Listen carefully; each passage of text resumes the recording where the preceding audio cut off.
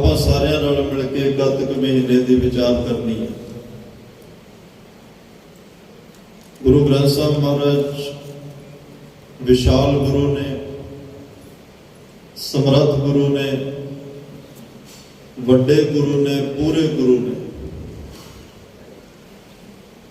ਜੇ ਐਤਵਾਰ ਦਿਨ ਆਉਂਦਾ ਹੈ, ਸਾਨੂੰ ਐਤਵਾਰ ਲਈ ਕੀ ਉਪਦੇਸ਼ ਹੈ ਉਹ ਵੀ ਗੁਰੂ ਗ੍ਰੰਥ ਸਾਹਿਬ ਮਹਾਰਾਜ ਨੇ ਬਖਸ਼ਿਆ। ਸੋਮਵਾਰ ਦਿਨ ਚੜ੍ਹਦਾ ਹੈ, ਸੋਮਵਾਰ ਨੂੰ ਸਾਡੇ ਲਈ ਕੀ ਉਪਦੇਸ਼ ਹੈ, ਸੋਮਵਾਰ ਦੇ ਹੇਠ ਸਿਰਲੇਖ ਹੇਠ ਵੀ ਬਾਣੀ ਉਚਾਰਨ ਕੀਤੀ ਹੈ। ਕਹਿਣ ਤੋਂ ਭਾਵ ਇੱਕ ਇੱਕ ਦਿਨ ਨੂੰ ਮੁਖਾਤਬ ਕਰਕੇ ਵੀ ਸਾਨੂੰ ਉਪਦੇਸ਼ ਦਿੱਤਾ ਵੀ ਤੇਰਾ ਇੱਕ ਇੱਕ ਦਿਨ ਗੁਰੂ ਆਸ਼ੇ ਅਨੁਸਾਰ ਬਤੀਤ ਹੋਣਾ ਚਾਹੀਦਾ। ਇੱਕ ਇੱਕ ਦਿਨ ਦਾ ਪਹਿਰ ਕਰਕੇ ਸਾਨੂੰ ਉਪਦੇਸ਼ ਦਿੱਤਾ ਵੀ ਤੇਰੇ 3 ਘੰਟੇ ਇੱਕ ਪਹਿਰ ਦੇ ਹੁੰਦੇ ਆ, 3 ਘੰਟੇ ਦਾ ਸਮਾਂ ਕਿਵੇਂ ਬਤੀਤ ਕਰਨਾ ਹੈ। ਜੇ ਛੋਟੀ ਤੋਂ ਛੋਟੀ ਗੱਲ ਵੀ ਕਰੀਏ ਤਾਂ ਕਬੀਰ ਸਾਹਿਬ ਕਹਿੰਦੇ ਏਕ ਘੜੀ ਆਧੀ ਘੜੀ, ਆਧੀ ਹੂੰ ਫੁਨ ਆਦ, ਇੱਕ ਘੜੀ 24 ਮਿੰਟ ਦੀ, ਉਸ ਤੋਂ ਦੀ 12 ਮਿੰਟ ਦੀ, ਉਸ ਤੋਂ ਦੀ 6 ਮਿੰਟ, ਉਸ ਤੋਂ ਛੋਟੀ 3 ਮਿੰਟ। ਇੰਨੀ ਬਰੀਕੀ ਦੇ ਨਾਲ ਸਾਨੂੰ ਗਾਈਡਲਾਈਨ ਦਿੱਤੀ ਹੈ, ਇੰਨੀ ਬਰੀਕੀ ਦੇ ਨਾਲ ਸਾਨੂੰ ਉਪਦੇਸ਼ ਦਿੱਤਾ ਹੈ ਕਿ ਮਹਾਰਾਜ ਕਹਿੰਦੇ ਮੈਂ ਚਾਹੁੰਦਾ ਦਮ ਦਮ ਸਦਾ ਸੰਭਾਲਦਾ, ਦਮ ਨਾ ਬਿਰਥਾ ਜਾਏ, ਤੇਰਾ ਇੱਕ ਵੀ ਸਵਾਸ ਵਿਅਰਥ ਨਾ ਜਾਵੇ, ਇੱਕ ਵੀ ਸਵਾਸ ਤੇਰਾ ਵਿਅਰਥ ਨਾ ਜਾਵੇ। ਤੇ ਦੂਸਰੇ ਦੇ ਅਰਥੇ ਵੀ ਕਰਦੇ ਆ ਵੀ ਇੱਕ ਘੜੀ ਆਧੀ ਘੜੀ, ਆਧੀ ਹੂੰ ਫੁਨ ਆਦ। ਕਈ ਵਾਰ ਇਨਸਾਨ ਕਹਿੰਦਾ ਜੀ ਮੈਂ 2-2.5 ਘੰਟੇ ਨਹੀਂ ਬੈਠ ਸਕਦਾ, ਸੁਖਮਨੀ ਸਾਹਿਬ ਦਾ ਮੈਂ ਪਾਠ ਨਹੀਂ ਕਰ ਸਕਦਾ, ਸਮਾਂ ਨਹੀਂ ਜਾਂ ਬੈਠ ਨਹੀਂ ਹੁੰਦਾ। ਕੋਈ ਕਹਿੰਦਾ ਮੈਂ 5 ਬਾਣੀਆਂ ਦਾ ਪਾਠ ਨਹੀਂ ਕਰ ਸਕਦਾ, ਮੈਨੂੰ ਆਉਂਦਾ ਨਹੀਂ, ਜਾਂ ਸਮਾਂ ਵੱਧ ਲੱਗਦਾ, ਜਾਂ ਮੇਰੀ ਸੰਥਿਆ ਨਹੀਂ, ਕੁਝ ਵੀ ਉਹਦੇ ਵਿੱਚ ਕੋਈ ਰੁਕਾਵਟ ਆਉਂਦੀ ਹੋਵੇ ਤਾਂ ਦੱਸਦਾ। ਮਹਾਰਾਜ ਕਹਿੰਦੇ ਕੋਈ ਗੱਲ ਨਹੀਂ, ਇੱਕ ਘੜੀ ਆਧੀ ਘੜੀ, ਆਧੀ ਹੂੰ ਫੁਨ ਆਦ, 2.5-3 ਮਿੰਟ ਦਾ ਸਮਾਂ ਤਾਂ ਕੱਢ ਸਕਦਾ ਨਾ। ਕਿੰਨਾ ਸੌਖਾ ਕਰਕੇ ਦੱਸਿਆ। ਹੁਣ ਤੱਕ ਇਹੀ, ਚਾਹੇ ਕੋਈ ਵੀ ਧਰਮ ਹੋਵੇ, ਰੱਬ ਦੇ ਨਾਂ ਤੇ ਭਰਮ ਵਹਿਮ ਤੇ ਭੁਲੇਖੇ ਹੀ ਪਾਉਂਦੇ ਆਏ ਆ। ਇਸ ਭਗਤੀ ਦੇ ਅਰਥ ਵੀ ਬਹੁਤ ਬਾਹਾਂ ਉਲਾਰ ਕੇ ਕੀਤੇ ਗਏ ਕਿ ਆਖਣ ਔਖਾ ਸਾਚਾ ਨਾ, ਵੀ ਰੱਬ ਦਾ ਨਾਂ ਤਾਂ ਲੈਣਾ ਹੀ ਬਹੁਤ ਔਖਾ ਹੈ, ਤਾਂ ਕਿ ਹਰ ਕੋਈ ਨਾ ਲੈਣ ਲੱਗ ਜਾਏ। ਕੁਝ ਲੋਕਾਂ ਨੇ ਕਿਹਾ ਵੀ ਅਸੀਂ ਵੀ ਰੱਬ ਦਾ ਨਾਂ ਲੈ ਸਕਦੇ ਹਾਂ, ਤੁਸੀਂ ਸਾਡੇ ਕੋਲ ਆਓ, ਤੁਹਾਡਾ ਦੁੱਖ ਦਾ ਸੁੱਖ ਦਾ ਅਸੀਂ ਵੇਖਾਂਗੇ, ਸਾਡੇ ਕੋਲੋਂ ਅਰਦਾਸ ਕਰਾਓ, ਸਾਨੂੰ ਬਿਠਾਵਾਂ ਦਿਓ, ਅਸੀਂ ਹੈ ਨਾ ਰੱਬ ਦਾ ਨਾਂ ਲੈਣ ਲਈ। ਤੁਹਾਡੇ ਵੱਸ ਦੀ ਗੱਲ ਨਹੀਂ, ਕਿਉਂਕਿ ਔਖਾ ਬਹੁਤ ਹੈ। ਆਖਣ ਔਖਾ ਸਾਚਾ ਨਾਮ ਦਾ ਮਤਲਬ ਕਿ ਪ੍ਰਮਾਤਮਾ ਦਾ ਨਾਮ ਇੰਨਾ ਬੇਅੰਤ ਹੈ, ਇੰਨਾ ਵਿਸ਼ਾਲ ਹੈ, ਇੰਨਾ ਗਹਿਰ ਗੰਭੀਰ ਹੈ, ਇੰਨਾ ਅਟਲ ਅਥਾਹ ਅਤੋਲ ਹੈ। ਅਟਲ ਜੁਗੋ ਜੁਗ ਜਿਹਨੇ ਰਹਿਣਾ, ਸਤਨਾਮ ਵੀ ਸਦੀਵ ਸੱਚ ਰਹਿਣ ਵਾਲਾ। ਪਰਮਾਤਮਾ ਦਾ ਨਾਮ ਅਥਾਹ ਗਹਿਰਾਈ ਵਿੱਚ ਇੰਨਾ, ਉਹਦੇ ਨਾਮ ਦਾ ਅੰਤ ਨਹੀਂ। ਉਹ ਪਾਰਾਵਾਰ ਤੋਂ ਰਹਿੰਦਾ, ਪਕੜ ਚ ਨਹੀਂ ਆਉਂਦਾ। ਰੱਬ ਦੇ ਨਾਮ ਨੂੰ ਤੋਲਿਆ ਨਹੀਂ ਜਾ ਸਕਦਾ। ਆਖਣ ਔਖਾ, ਉਸ ਰੱਬ ਦੇ ਨਾਮ ਨੂੰ ਬਿਆਨ ਕਰਨਾ ਇੰਨਾ ਔਖਾ, ਕਿਉਂਕਿ ਉਹ ਵਿਸ਼ਾਲ ਹੀ ਇੰਨਾ। ਇਹ ਇਨਸਾਨ ਦੀ ਸੋਚ, ਸਮਰੱਥਾ, ਇਹਦੇ ਤਕੜੀ ਦੇ ਤਰਾਜੂ ਜਿਹੜੇ ਆ, ਬੁੱਧੀ ਦੇ ਘੋੜੇ ਜਿਹੜੇ ਆ, ਉਹ ਦੌੜਨੋਂ ਜਵਾਬ ਦੇ ਜਾਂਦੇ ਆ। ਫਿਰ ਵੀ ਉਸ ਪਰਮਾਤਮਾ ਦਾ ਅੰਤ ਨਹੀਂ ਪਾਇਆ ਜਾ ਸਕਦਾ। ਉਹਦਾ ਨਾਮ ਇੰਨਾ ਵਿਸ਼ਾਲ, ਇੰਨਾ ਪਵਿੱਤਰ, ਇੰਨਾ ਵਡਮੁੱਲਾ ਹੈ, ਇਨਸਾਨ ਕੋਲ ਸ਼ਬਦ ਨਹੀਂ ਕਿ ਉਹਨੂੰ ਬਿਆਨ ਕਰ ਸਕੇ। ਉਸ ਨਾਮ ਦੀ ਵਿਆਖਿਆ ਕਰਨੀ ਔਖੀ ਹੈ, ਨਾ ਕਿ ਉਹਦਾ ਨਾਮ ਲੈਣਾ ਔਖਾ। ਉਹਦਾ ਨਾਮ ਲੈਣਾ ਔਖਾ ਨਹੀਂ। ਉਹਦਾ ਨਾਮ ਕੋਈ ਵੀ ਲੈ ਸਕਦਾ, ਕਿਸੇ ਵੇਲੇ ਵੀ ਲੈ ਸਕਦਾ, ਜਦੋਂ ਮਰਜ਼ੀ ਲੈ ਸਕਦਾ। ਆਸਤਿਕ ਵੀ ਲੈ ਸਕਦਾ, ਨਾਸਤਿਕ ਵੀ ਲੈ ਸਕਦਾ। ਕਿਸੇ ਵੀ ਧਰਮ ਦਾ ਇਨਸਾਨ ਉਸ ਪਰਮਾਤਮਾ ਦੇ ਨਾਮ ਨੂੰ ਲੈ ਸਕਦਾ ਹੈ। ਕੋਈ ਮਨਾਹੀ ਨਹੀਂ ਔਰ ਕੋਈ ਔਖਾ ਨਹੀਂ। ਪਰ ਅਸੀਂ ਸੋਚਿਆ ਵੀ ਕੁਝ ਲੋਕਾਂ ਦੇ ਹਿੱਸੇ ਦਾ ਹੀ ਕੰਮ ਹੈ, ਜਿਨ੍ਹਾਂ ਨੇ ਧਰਮ ਦੀ ਪੋਸ਼ਾਕ ਪਾਈ, ਧਰਮ ਦਾ ਬਾਣਾ ਪਾਇਆ, ਸਿਰਫ ਰੱਬ ਦਾ ਨਾਮ ਉਹੀ ਲੈਣ, ਉਹੀ ਰੱਬ ਦਾ ਪਾਠ ਕਰਨ, ਗੁਰੂ ਦਾ ਪਾਠ। ਸਾਨੂੰ ਕੀ ਲੋੜ? ਅਸੀਂ ਆਪਣੀ ਜ਼ਿੰਮੇਵਾਰੀ ਤੋਂ ਭੱਜੇ। ਜਿੱਥੇ ਸਾਰੀਆਂ ਜ਼ਿੰਮੇਵਾਰੀਆਂ ਨਿਭਾਉਂਦੇ ਆ, ਉੱਥੇ ਗੁਰੂ ਦਾ ਨਾਮ ਲੈਣ ਦੀ ਜ਼ਿੰਮੇਵਾਰੀ ਕਿਸੇ ਇੱਕ ਖਾਸ ਫਿਰਕੇ ਦੇ ਲੋਕਾਂ ਦੇ ਗਲ ਪਾ ਦਿੱਤੀ ਵੀ ਤੁਹਾਡਾ ਹੀ ਕੰਮ ਆ, ਸਾਡਾ ਕੰਮ ਨਹੀਂ। ਪੈਸੇ ਲੈ ਸਕਦੇ ਹੋ, ਮਿਠਾਵਾਂ ਸਾਡੇ ਤੋਂ ਲੈ ਸਕਦੇ ਹੋ, ਕੱਪੜਾ ਤੁਹਾਨੂੰ ਦੇ ਦਿਆਂਗੇ, ਖਾਣੇ ਦਾਣੇ ਤੁਹਾਨੂੰ ਦੇ ਦਿਆਂਗੇ, ਪਰ ਇਹ ਰੱਬ ਦਾ ਨਾਮ ਵੀ ਤੁਸੀਂ ਲਓ, ਅਸੀਂ ਨਹੀਂ ਲੈ ਸਕਦੇ। ਪਰ ਆਹ ਬਚਨ ਤੁਹਾਨੂੰ ਸਾਰਿਆਂ ਨੂੰ ਯਾਦ ਹੋਣਗੇ। ਜੇ ਕੋ ਖਾਵੇ ਜੇ ਕੋ ਪੁੰਚੈ ਤਿਸ ਕਾ ਹੋਏ ਉਧਾਰੋ। ਜਿਹੜਾ ਭਾਈ ਛਕੇਗਾ ਇਸ ਨਾਮ ਨੂੰ, ਅੰਦਰ ਵਸਾਏਗਾ ਇਸ ਨਾਮ ਨੂੰ, ਉਸੇ ਦਾ ਆਧਾਰ ਹੋਣਾ। ਇਹ ਕਦੇ ਵੀ ਨਹੀਂ ਹੁੰਦਾ ਭੁੱਖ ਦੂਸਰੇ ਨੂੰ ਲੱਗੀ ਹੋਵੇ ਤੇ ਪ੍ਰਸ਼ਾਦਾ ਕੋਈ ਹੋਰ ਛਕੇ ਉਹਦੀ ਭੁੱਖ ਮਰ ਜਾਏ, ਪਿਆਸ ਕਿਸੇ ਹੋਰ ਨੂੰ ਲੱਗੀ ਤੇ ਪਾਣੀ ਕੋਈ ਹੋਰ ਪੀਵੇ ਉਹਦੀ ਪਿਆਸ ਬੁੱਝ ਜਾਏ, ਬਿਮਾਰ ਕੋਈ ਹੋਰ ਹੋਵੇ ਉਹਦੇ ਨਾਂ ਦੀ ਦਵਾਈ ਕੋਈ ਹੋਰ ਖਾਵੇ ਤੇ ਉਹ ਠੀਕ ਹੋ ਜਾਵੇ। ਕਦੇ ਨਹੀਂ ਹੁੰਦਾ। ਜਿਹੜਾ ਬਿਮਾਰ ਹੈ ਦਵਾਈ ਉਸੇ ਨੂੰ ਖਾਣੀ ਪੈਂਦੀ ਹੈ, ਜਿਹੜਾ ਪਿਆਸਾ ਹੈ ਪਾਣੀ ਉਸੇ ਨੂੰ ਪੀਣਾ ਪੈਂਦਾ, ਜਿਹਨੂੰ ਭੁੱਖ ਲੱਗੀ ਹੈ ਪ੍ਰਸ਼ਾਦਾ ਵੀ ਉਸੇ ਨੂੰ ਛਕਣਾ ਪੈਂਦਾ। ਫਿਰ ਯਾਦ ਰੱਖਿਓ, ਜਿਹਨੇ ਜੀਵ ਆਤਮਾ ਦਾ ਭਲਾ ਕਰਾਉਣਾ ਨਾਮ ਵੀ ਉਸੇ ਨੂੰ ਜਪਣਾ ਪਏ। ਖੈਰ ਅੱਜ ਦਾ ਜਿਹੜਾ ਕੱਤਕ ਮਹੀਨੇ ਦੀ ਰਮਤਾ, ਮਾਰੇ ਕਹਿੰਦੇ ਭਾਦੋਂ ਦਾ ਮਹੀਨਾ ਆਇਆ, ਭਾ ਦੋਏ ਦੁਬਦਾ ਵਿੱਚ ਮਨ ਪੈ ਗਿਆ। ਗੁਰੂ ਘਰ ਜਾਵਾਂ ਕਿ ਨਾ ਜਾਵਾਂ ਦੁਬਦਾ ਪੈ, ਪਾਠ ਕਰਾਂ ਕਿ ਨਾ ਕਰਾਂ ਦੁਬਦਾ ਪੈ ਗਿਆ, ਅੰਮ੍ਰਿਤ ਵੇਲੇ ਉੱਠਾਂ ਕਿ ਨਾ ਉੱਠਾਂ ਦੁਬਦਾ ਹੈ, ਅੰਮ੍ਰਿਤ ਛਕਾਂ ਜਾਂ ਨਾ ਛਕਾਂ, ਇਹੋ ਜਿਹੀਆਂ ਦੁਬਦਾਵਾਂ ਜਿਹੜੀਆਂ ਉਹ ਮਨ ਦੇ ਵਿੱਚ ਪੈ ਗਈਆਂ। ਤਾਂ ਮਹਾਰਾਜ ਸਾਹਿਬ ਕਹਿੰਦੇ ਨੇ ਇਹੋ ਜਿਹੀ ਦੁਬਦਾ ਦੇ ਨਾਲ ਜਦੋਂ ਮਨ ਦੇ ਵਿੱਚ ਇਦਾਂ ਦੇ ਭੁਲੇਖੇ ਪੈ ਗਏ, ਮਨ ਦੇ ਵਿੱਚ ਭਾਦੋਂ ਦੇ ਮਹੀਨੇ 'ਚ ਐਨੀ ਦੁਬਦਾ ਬਣ ਗਈ,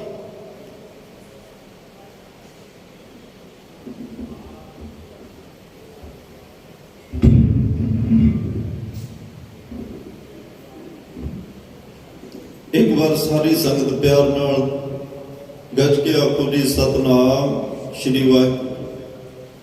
ਮਹਾਰਾਜ ਕਹਿੰਦੇ ਭਾਦੋਂ ਦਾ ਮਹੀਨਾ ਆਇਆ, ਮਨ ਵਿੱਚ ਦੁਬਦਾ, ਦੋਏ ਭਾਦੋਂ ਭਰਮ ਭੁਲਾਣੀਆਂ, ਦੋਨੇ ਭਾਵਾਂ ਦੇ ਵਿੱਚ ਦੁਬਦਾ ਦੇ ਵਿੱਚ ਇਨਸਾਨ ਕਾਫੀ ਲੰਬਾ ਸਮਾਂ ਜ਼ਿੰਦਗੀ ਦਾ ਵਿਅਰਥ ਗਵਾ ਗਿਆ। ਮਨ ਫੈਸਲਾ ਹੀ ਨਹੀਂ ਕਰ ਸਕਿਆ ਮੈਂ ਕਰਨਾ ਕੀ ਹੈ, ਮਨ ਇਹ ਨਿਰਣਾ ਹੀ ਨਹੀਂ ਕਰ ਸਕਿਆ ਕਿ ਮੈਂ ਕਰਨਾ ਕੀ ਹੈ, ਦੁਬਦਾ ਵਿੱਚ ਸਮਾਂ ਲੰਘਦਾ ਗਿਆ। ਅੱਜ ਵੀ ਆਪਾਂ ਕਿਤੇ ਆਉਣਾ ਜਾਣਾ ਹੋਵੇ, ਕੋਈ ਘਰ ਦਾ ਕੰਮ ਕਰਨਾ ਹੋਵੇ, ਜੇ ਉਹ ਫੈਸਲਾ ਨਾ ਕਰ ਸਕੀਏ ਸਮਾਂ ਵੀ ਖਰਾਬ ਹੁੰਦਾ, ਮਨ ਨੂੰ ਖਿਝ ਵੀ ਚੜ੍ਹਦੀ ਹੈ ਵੀ ਇੰਨਾ ਸਮਾਂ ਗਵਾ ਲਿਆ ਸੀ, ਕੋਈ ਫੈਸਲਾ ਹੀ ਨਹੀਂ ਕਰ ਸਕੇ ਵੀ ਸਾਨੂੰ ਕੀ ਕਰਨਾ ਚਾਹੀਦਾ। ਮਹਾਰਾਜ ਕਹਿੰਦੇ ਭਾਦੋਂ ਦਾ ਮਹੀਨਾ ਦੁਬਦਾ ਵਿੱਚ ਹੀ ਲੰਘ ਗਿਆ, ਤੈਅ ਨਹੀਂ ਕਰ ਸਕਿਆ ਕਿ ਮੈਂ ਗੁਰੂ ਘਰ ਜਾ ਕੇ 10 ਮਿੰਟ ਸਤਸੰਗ 'ਚ ਬੈਠ ਜਾ, ਕੋਈ ਸੇਵਾ ਕਰ ਲਵਾਂ, ਕੋਈ 10 ਮਿੰਟ ਸਿਮਰਨ ਧਿਆਨ ਕਰ ਲਵਾਂ, ਧਿਆਨ ਹਿਲਾ ਕੇ ਹੀ ਪ੍ਰਮਾਤਮਾ ਨੂੰ ਯਾਦ ਕਰ ਲਵਾਂ, ਨਿਰਣਾ ਹੀ ਨਹੀਂ ਹੋਇਆ।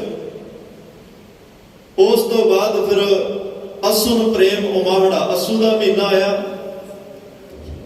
ਜਦੋਂ ਵੇਖਿਆ ਕਿ ਸਮਾਂ ਮੇਰਾ ਭਾਦੋਂ ਦਾ ਤਾਂ ਦੁਬਦਾ ਵਿੱਚ ਹੀ ਲੰਘ ਗਿਆ, ਫਿਰ ਅਸੂ ਦੇ ਮਹੀਨੇ ਵਿੱਚ ਇੱਕੇ ਦਮ ਪ੍ਰਮਾਤਮਾ ਨੂੰ ਮਿਲਣ ਦੇ ਪ੍ਰੇਮ ਨੇ ਉਛਾਲਾ ਮਾਰਿਆ ਕਿ ਨਹੀਂ ਨਹੀਂ ਭਾਈ ਗੋਬਿੰਦ ਮਿਲਣਗੇ, ਇਹ ਤੇਰੀ ਬਰਿਆਤ ਆ, ਮੈਨੂੰ ਗੋਬਿੰਦ ਪ੍ਰਮਾਤਮਾ ਨੂੰ ਮਿਲਣ ਦਾ ਸਮਾਂ ਮਿਲਿਆ ਤੇ ਮੈਂ ਕਿਹੜੀ ਦੁਬਦਾ ਵਿੱਚ ਪੈ ਗਿਆ, ਮੈਂ ਕਿਹੜੇ ਭੁਲੇਖਿਆਂ ਵਿੱਚ ਸਮਾਂ ਖਰਾਬ ਕਰ ਰਿਹਾ। ਅਸੂ ਦਾ ਮਹੀਨਾ ਕਹਿ ਰਿਹਾ ਤੂੰ ਪ੍ਰਮਾਤਮਾ ਨੂੰ ਮਿਲ, ਗੁਰੂ ਨੂੰ ਮਿਲ, ਅਕਾਲ ਪੁਰਖ ਵਾਹਿਗੁਰੂ ਨੂੰ ਮਿਲ। ਜਦੋਂ ਮਿਲਣ ਵਾਸਤੇ ਚੱਲਿਆ ਤਾਂ ਫਿਰ ਕੱਤਕ ਦਾ ਮਹੀਨਾ ਸ਼ੁਰੂ ਹੋਇਆ। ਹੁਣ ਕੱਤਕ ਦੇ ਮਹੀਨੇ ਵਿੱਚ ਮਹਾਰਾਜ ਸਾਹਿਬ ਕਰਮਾਂ ਦੀ ਗੱਲ ਕਰ ਰਹੇ ਆ, ਗੁਰੂ ਸਾਹਿਬ ਕਰਮ ਦੀ ਗੱਲ ਕਰ ਰਹੇ ਆ। ਕੱਤਕ ਕਰਮ ਕਮਾਵਣੇ, ਕੱਤਕ ਦੇ ਮਹੀਨੇ ਵਿੱਚ ਕਰਮਾਂ ਤੇ ਗੱਲ ਆ ਕੇ ਰੁਕੀ। ਮਹਾਰਾਜ ਸਾਹਿਬ ਕਹਿੰਦੇ ਹੇ ਭੁੱਲੜੀ ਜਿੰਦ, ਤੂੰ ਆਪਣੇ ਕਰਮਾਂ ਦਾ ਦੋਸ਼ ਕਿਸੇ ਹੋਰ ਨੂੰ ਜਾਂ ਪਰਮਾਤਮਾ ਨੂੰ ਕਿਉਂ ਦੇ ਰਹੀ ਹੈ?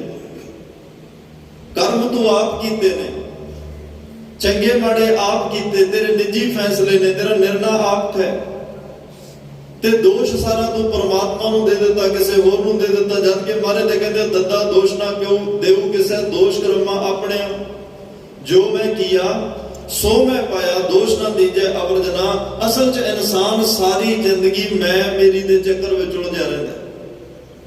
ਇਹ ਕਹਿੰਦਾ ਘਰ ਮੇਰਾ, ਪਰਿਵਾਰ ਮੇਰਾ, ਮਾਂ ਮੇਰੀ, ਬਾਪ ਮੇਰਾ, ਬੱਚੇ ਮੇਰੇ, ਕੋਠੀ ਮੇਰੀ, ਗੱਡੀ ਮੇਰੀ, ਪੈਸਾ ਮੇਰਾ, ਸਾਰੀ ਚੀਜ਼ ਮੈਂ ਮੇਰੀ ਨਾਲ ਜੁੜਦਾ ਰਿਹਾ, ਜਦ ਕਿ ਇਹਦਾ ਆਪਣਾ ਕੁਝ ਵੀ ਨਹੀਂ ਸੀ। ਨਾ ਇਹ ਲੈ ਕੇ ਆਇਆ ਤੇ ਨਾ ਇਹਨੇ ਲੈ ਕੇ ਜਾਣਾ। ਕਿਸੇ ਨੇ ਮਿਹਨਤ ਕੀਤੀ ਤੇ ਉਹਦੀ ਮਿਹਨਤ ਦਾ ਫਲ ਨੂੰ 4 ਪਦਾਰਥ ਵੱਧ ਮਿਲ ਗਏ, ਕਿਸੇ ਨੇ ਹੱਡ ਭੰਨਵੀਂ ਮਿਹਨਤ ਕੀਤੀ, ਸੁੱਖ ਸਹੂਲਤਾਂ ਵੱਧ ਮਿਲ ਗਈਆਂ, ਕਿਸੇ ਦਾ ਕੋਈ ਸੇਵਾ ਸਿਮਰਨ ਧਰਮ ਦੇ ਕਰਮ, ਕੋਈ ਦਾਨ ਪੁੰਨ, ਇਹੋ ਜਿਹੇ ਨਾਲ ਨਾਲ ਕਰਮ ਕਰਦਾ ਗਿਆ ਤੇ ਉਹਨੂੰ ਸਤਿਗੁਰੂ ਪਾਤਸ਼ਾਹ ਦੀ ਰੱਬੀ ਰਹਿਮਤ ਨਾਲ ਜੋ ਕੁਝ ਉਹਨੇ ਮੰਗਿਆ ਉਹਨੂੰ ਮਿਲ ਗਿਆ। ਬਹੁਤਾਤ ਗਿਣਤੀ ਵਿੱਚ ਅੱਜ ਜਿਹੜਾ ਧਰਮ ਵੀ ਹੈ ਨਾ, ਉਹ ਧਰਮ ਵੀ ਦੁਨੀਆ ਦੀਆਂ ਸਹੂਲਤਾਂ ਸੁੱਖ ਆਰਾਮ ਲੈਣ ਵਾਸਤੇ ਹੀ ਬਹੁਤਾ ਕਮਾਇਆ ਜਾਂਦਾ ਕਿ ਅਸੀਂ ਪਾਠ ਕਰਾਂਗੇ ਸਾਡੇ ਘਰ ਚਾਹ ਦਾਤ ਨਹੀਂ ਉਹ ਦੇ ਦਿਓ, ਅਸੀਂ ਸੇਵਾ ਕਰਾਂਗੇ ਸਾਨੂੰ ਆਹ ਦਾਤ ਚਾਹੀਦੀ ਹੈ ਉਹ ਦੇ ਦਿਓ। ਸਤਿਗੁਰੂ ਕਹਿੰਦੇ ਮੇਰੇ ਘਰ ਵਿੱਚ ਜੋ ਕੁਛ ਹੈ ਭਾਈ ਸਾਰਾ ਕੁਛ ਤੇਰੇ ਲਈ ਹੈ। ਇੱਛਾ ਪੂਰਕ ਸਰਬ ਸੁਖ ਦਾਤਾ, ਇਹ ਇੱਛਾ ਪੂਰੀਆਂ ਕਰਨ ਵਾਲਾ ਸਾਰਿਆਂ ਸੁੱਖਾਂ ਦਾ ਦਾਤਾ ਧੰਨ ਗੁਰੂ ਗ੍ਰੰਥ ਸਾਹਿਬ ਸੱਚਾ ਪਾਤਸ਼ਾਹ ਹੈ। ਜੋ ਮੰਗੈ ਠਾਕੁਰ ਆਪਣੇ ਤੇ ਸੋਈ ਸੋਈ ਦੇਵੈ, ਜੋ ਮੰਗੋਗੇ ਉਹ ਮਿਲਦਾ ਹੈ। ਰੱਖਿਆ ਵੀ ਸਾਡੇ ਲਈ ਹੈ ਸਾਰਾ ਕੁਛ, ਪਰ ਸਾਨੂੰ ਇਹ ਨਹੀਂ ਪਤਾ ਵੀ ਅਸੀਂ ਮੰਗਣਾ ਕੀ ਹੈ। ਜਿਵੇਂ ਭਾਈ ਗੋਪਾਲਾ ਜੀ ਨੇ ਜਪਜੀ ਸਾਹਿਬ ਦਾ ਪਾਠ ਕੀਤਾ, ਬੜੀ ਭਾਵਨਾ ਨਾਲ ਕੀਤਾ, ਬੜਾ ਸ਼ੁੱਧ ਕੀਤਾ, ਬੜੀ ਲਗਨ ਨਾਲ ਕੀਤਾ। ਗੁਰੂ ਹਰਗੋਬਿੰਦ ਸਾਹਿਬ ਸੋਚ ਰਿਹਾ ਵੀ ਇੰਨਾ ਅੰਦਰੋਂ ਜੁੜਿਆ ਹੋਇਆ ਸਿੱਖ ਇੰਨੀ ਭਾਵਨਾ ਨਾਲ ਪਾਠ ਕਰ ਰਿਹਾ, ਇੰਨੀ ਸ਼ਰਧਾ ਨਾਲ, ਮੈਨੂੰ ਦੇਵਾਂ ਕੀ? ਕਹਿੰਦੇ ਗੁਰੂ ਦੀ ਮਰਜ਼ੀ ਦਾ ਵੀ ਮੰਗ ਕੇ ਵੇਖ ਲਈਏ, ਮੈਨੂੰ ਦੇਵਾਂ ਕੀ? ਮਹਾਰਾਜ ਸਾਹਿਬ ਨੂੰ ਇਉਂ ਲੱਗਿਆ ਵੀ ਮੇਰੇ ਕੋਲ ਇਸ ਵੇਲੇ ਸਭ ਤੋਂ ਵੱਡਮੁੱਲੀ ਦਾਤ ਮੇਰਾ ਤਖਤ ਹੈ। ਜਿਹੜੇ ਹਿਸਾਬ ਜਿਸ ਭਾਵਨਾ ਨਾਲ ਗੁਰਸਿੱਖ ਨੇ ਪਾਠ ਕੀਤਾ, ਮੈਂ ਆਪਣਾ ਤਖਤ ਹੀ ਇਹਨੂੰ ਦੇ ਦਿਆਂਗਾ। ਮਹਾਰਾਜ ਤਖਤ ਦੇਣ ਦੀ ਸੋਚ ਰਿਹਾ। ਇਹ ਸਾਖੀ ਕੱਲੀ ਭਾਈ ਗੋਪਾਲੇ ਦੀ ਨਹੀਂ, ਉਹ ਜਿਹੜਾ ਇਹ ਉਪਦੇਸ਼ ਹੈ ਹਰ ਇੱਕ ਗੁਰਸਿੱਖ ਲਈ ਹੈ, ਹਰ ਇੱਕ ਪ੍ਰਾਣੀ ਮਾਤਰ ਲਈ, ਔਰ ਜੁਗੋ ਜੁਗ ਅਟਲ ਹੈ ਉਹ ਸਿੱਖਿਆ ਜਿਹੜੀ। ਪਰ ਭਾਈ ਗੋਪਾਲਾ ਜਿਵੇਂ ਜਿਵੇਂ 37ਵੀਂ 38ਵੀਂ 39ਵੀਂ ਪੌੜੀ ਤੇ ਪਹੁੰਚਦਾ ਹੈ, ਮਨ ਵਿੱਚ ਇਸ ਗੱਲ ਦੇ ਫੁਰਨੇ ਆਉਣ ਲੱਗ ਜਾਂਦੇ ਆ। ਮਨਾ ਪਾਠ ਇੰਨੀ ਭਾਵਨਾ ਨਾਲ ਕਰਿਆ, ਸ਼ੁੱਧ ਕੀਤਾ, ਗੁਰੂ ਸਾਹਿਬ ਖੁਸ਼ ਨੇ, ਸੰਗਤਾਂ ਖੁਸ਼ ਨੇ। ਗੁਰੂ ਸਾਹਿਬ ਨੇ ਸਮਾਪਤੀ ਤੋਂ ਬਾਅਦ ਪੁੱਛਣਾ ਜ਼ਰੂਰ ਹੈ ਵੀ ਤੈਨੂੰ ਕੀ ਚਾਹੀਦਾ, ਤੂੰ ਪਹਿਲਾਂ ਹੀ ਨਿਰਣਾ ਕਰ ਲੈ। ਕਿਤੇ ਗੁਰੂ ਪਾਤਸ਼ਾਹ ਪੁੱਛਦੇ ਹੋਣ ਤੇ ਤੈਨੂੰ ਸਮਝ ਨਾ ਲੱਗੇ ਤਾਂ ਮੰਗਣਾ ਕੀ। ਮਨ ਵਿੱਚ ਫੈਸਲਾ ਕਰਕੇ ਰੱਖ ਵੀ ਜਦੋਂ ਗੁਰੂ ਨੇ ਪੁੱਛਿਆ ਆਪਾਂ ਨਾਲ ਦੀ ਨਾਲ ਕਹਿ ਦੇਣਾ ਮਹਾਰਾਜ ਆਹ ਦਾਤ ਬਖਸ਼ ਦਿਓ। ਇਹ ਨਾ ਹੋਵੇ ਆਪਾਂ ਫੈਸਲਾ ਹੀ ਨਾ ਕਰ ਸਕੀਏ ਤੇ ਸਤਿਗੁਰੂ ਬਾਅਦ ਵਿੱਚ ਪੁੱਛਣੋਂ ਹੀ ਹਟ ਜਾਣ। ਮਨ ਨੇ ਇਹ ਫੈਸਲਾ ਕੀਤਾ, ਜਿਹੜੇ ਅਰਬ ਦੇ ਵਿੱਚੋਂ 2 ਕੀਮਤੀ ਘੋੜੇ ਗੁਰਸਿੱਖ ਸੰਗਤਾਂ ਦੇ ਕੇ ਗਈਆਂ, ਗੁਰੂ ਪਾਤਸ਼ਾਹ ਨੂੰ ਕਹਿ ਦੇਣਾ ਵੀ ਜਦੋਂ ਪੁੱਛਣਗੇ ਵੀ ਕੀ ਦਾਤ ਚਾਹੀਦੀ, ਉਹਨਾਂ ਚੋਂ ਇੱਕ ਘੋੜਾ ਮੰਗ ਲੈ। ਮਹਾਰਾਜ ਸਾਹਿਬ ਆਪਣੇ ਆਸਣ ਤੇ ਫਿਰ ਬੜੀ ਅਡੋਲਤਾ ਵਿੱਚ ਬੈਠ ਗਏ। ਤਕਰੀਬਨ ਵਾ ਸਤਿਗੁਰੂ ਪਾਤਸ਼ਾਹ ਨੇ ਜਦੋਂ ਸਮਾਪਤੀ ਹੋਈ ਨਾਲ ਹੀ ਕਿਹਾ ਸੀ, ਭਾਈ ਗੋਪਾਲਿਆ ਭਾਵਨਾ ਨਾਲ ਪਾਠ ਕੀਤਾ ਤੂੰ ਮਨ ਖੁਸ਼ ਹੋਇਆ, ਇੰਨੀ ਸ਼ਰਧਾ ਨਾਲ ਇੰਨੀ ਸ਼ੁੱਧਤਾ ਨਾਲ ਪਾਠ ਕੀਤਾ, ਮਨ ਨੂੰ ਬੜੀ ਪ੍ਰਸੰਨਤਾ ਹੋਈ, ਇੰਨਾ ਖੁਸ਼ ਹੋਇਆ ਸੀ ਮੈਂ ਆਪਣਾ ਤਖਤ ਦੇਣ ਲੱਗਿਆ ਸੀ, ਪਰ ਤੇਰਾ ਮਨ ਘੋੜਿਆਂ ਪਿੱਛੇ ਭੱਜਦਾ ਰਿਹਾ। ਜਦੋਂ ਘੋੜਿਆਂ ਦੀ ਸੇਵਾ ਕਰਨੀ, ਘੋੜੇ ਖਰੀਦਣ ਜਾਣਾ, ਵੇਚਣ ਜਾਣਾ, ਉਦੋਂ ਧਿਆਨ ਘੋੜਿਆਂ ਵਿੱਚ ਰੱਖੋ, ਪਰ ਜਦੋਂ ਬਾਣੀ ਪੜ੍ਹਦੇ ਹੋ ਉਦੋਂ ਧਿਆਨ ਬਾਣੀ ਤੇ ਗੁਰੂ ਪਾਤਸ਼ਾਹ ਦੇ ਚਰਨਾਂ ਨਾਲ ਜੁੜ ਕੇ ਰੱਖੋ। ਉਦੋਂ ਮਨ ਕਿਤੇ ਘੋੜਿਆਂ ਵੱਲ, ਦੁਨਿਆਵੀ ਪਦਾਰਥਾਂ ਵੱਲ ਨਾ ਭੱਜੇ। ਕਈ ਵਾਰ ਪ੍ਰਮਾਤਮਾ, ਕਈ ਵਾਰ ਸਤਿਗੁਰੂ ਸਾਨੂੰ ਵੱਡੀ ਦਾਤ ਦੇਣੀ ਚਾਹੁੰਦੇ, ਅਸੀਂ ਛੋਟੀ ਮੰਗ ਲੈਂਦੇ। ਕਈ ਵਾਰ ਗੁਰੂ ਸਾਹਿਬ ਵੱਡੀ ਦਾਤ ਦੇਣੀ ਚਾਹੁੰਦੇ ਆ, ਅਸੀਂ ਛੋਟੀ ਮੰਗ ਲੈਂਦੇ ਹਾਂ ਕਿਉਂਕਿ ਸਾਡੀ ਮੱਤ ਛੋਟੀ ਹੈ। ਕਹਿਣ ਤੋਂ ਭਾਵ ਬਾਣੀ ਪੜਨ ਲੱਗਿਆ ਮੰਗਣਾ ਕੀ ਹੈ, ਇਸ ਗੱਲ ਦਾ ਖਿਆਲ ਰੱਖਣਾ ਹੈ। ਬਾਣੀ ਪੜਦਿਆਂ ਗੱਲ ਗੁਰੂ ਤੇ ਛੱਡ ਦੇਣੀ ਆ। ਪਾਤਸ਼ਾਹ ਤੁਸੀਂ ਬਾਣੀ ਪੜਾਈ ਤਾਂ ਅਸੀਂ ਪੜ੍ਹੀ, ਤੁਸੀਂ ਸੇਵਾ ਕਰਾਈ ਤਾਂ ਅਸੀਂ ਕੀਤੀ, ਤੁਸੀਂ ਸਿਮਰਨ ਕਰਾਇਆ ਤਾਂ ਅਸੀਂ ਕੀਤਾ, ਹੁਣ ਇਹਦੇ ਬਦਲੇ ਜੋ ਦਾਤ ਦੇਣੀ ਆ ਤੁਸੀਂ ਆਪਣੀ ਕਿਰਪਾ ਬਖਸ਼ਿਸ਼ ਰਹਿਮਤ ਨਾਲ ਦੇ ਦਿਓ, ਕਿਉਂਕਿ ਤੁਸੀਂ ਹੋ ਸਕਦਾ ਆਪਣਾ ਆਪ ਮੈਨੂੰ ਦੇਣਾ ਚਾਹੁੰਦੇ ਹੋ ਸਕਦਾ ਤੁਸੀਂ ਮੈਨੂੰ ਆਪਣੇ ਹਿਰਦੇ ਵਿੱਚ ਟਿਕਾਉਣਾ ਚਾਹੁੰਦੇ ਹੋ, ਆਪਣੇ ਵਿੱਚ ਅਭੇਦ ਕਰਨਾ ਚਾਹੁੰਦੇ ਹੋ ਸਕਦਾ ਤੁਸੀਂ ਮੈਨੂੰ ਆਪਣਾ ਰੂਪ ਦੇ ਕੇ ਆਪਣੇ ਵਰਗਾ ਬਣਾਉਣਾ ਚਾਹੁੰਦੇ ਹੋਵੋ, ਤੇ ਮੈਂ ਕੋਈ ਦੁਨਿਆਵੀ ਜਾਂ ਛੋਟੀ ਚੀਜ਼ ਮੰਗ ਬੈਠਾ। ਮਹਾਰਾਜ ਕਹਿੰਦੇ ਇਨਸਾਨ ਸਾਰੀ ਜ਼ਿੰਦਗੀ ਮੈਂ ਮੇਰੀ ਵਿੱਚ ਲੱਗਿਆ ਰਿਹਾ, ਆ ਵੀ ਮੇਰਾ ਤੇ ਉਹ ਵੀ ਮੇਰਾ, ਮੇਰੀ ਮੇਰੀ ਕਹਿਰੋਂ ਕਰਤੇ। ਇੱਥੇ ਮੇਰੀ ਮੇਰੀ ਕਰਨ ਵਾਲੇ ਬੜੇ ਆਏ ਤੇ ਬੜੇ ਚਲੇ ਗਏ। ਮੇਰ ਕਰਨ ਤੋਂ ਬਾਅਦ ਵੀ ਕੁਝ ਵੀ ਇਨਸਾਨ ਦਾ ਨਹੀਂ ਹੋਇਆ।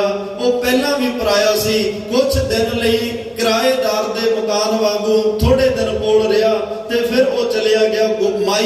ਮਾਇਆ ਛਲ, ਇਹ ਮਾਇਆ ਦਾ ਛਲਾਵਾ ਹੈ ਭਾਈ। ਮਹਾਰਾਜ ਸਾਹਿਬ ਕਹਿੰਦੇ ਤ੍ਰਿਣ ਕੀ ਅਗਨ ਮੇਘ ਕੀ ਛਾਇਆ, ਗੋਬਿੰਦ ਭਜਨ ਬਿਨ ਹੜ ਕਾ ਜਲ। ਇਹ ਤਾਂ ਇੱਕ ਜਿਵੇਂ ਬੱਦਲਾਂ ਦੀ ਛਾਂ ਹੋਵੇ, ਜਿਵੇਂ ਤਿਣਕੇ ਦੀ ਅੱਗ ਹੋਵੇ। ਮਾਇਆ ਦਾ ਛਲਾਵਾ ਤਾਂ ਇੰਨਾ ਕੀ ਆ, ਤਿਣਕੇ ਨੂੰ ਅੱਗ ਲੱਗੀ, ਇੱਕ ਵਾਰ ਭਾਂਬੜ ਨਿਕਲਿਆ, ਉਸ ਤੋਂ ਬਾਅਦ ਸਵਾਹ ਵੀ ਉਹਦੀ ਨਹੀਂ ਲੱਭਦੀ।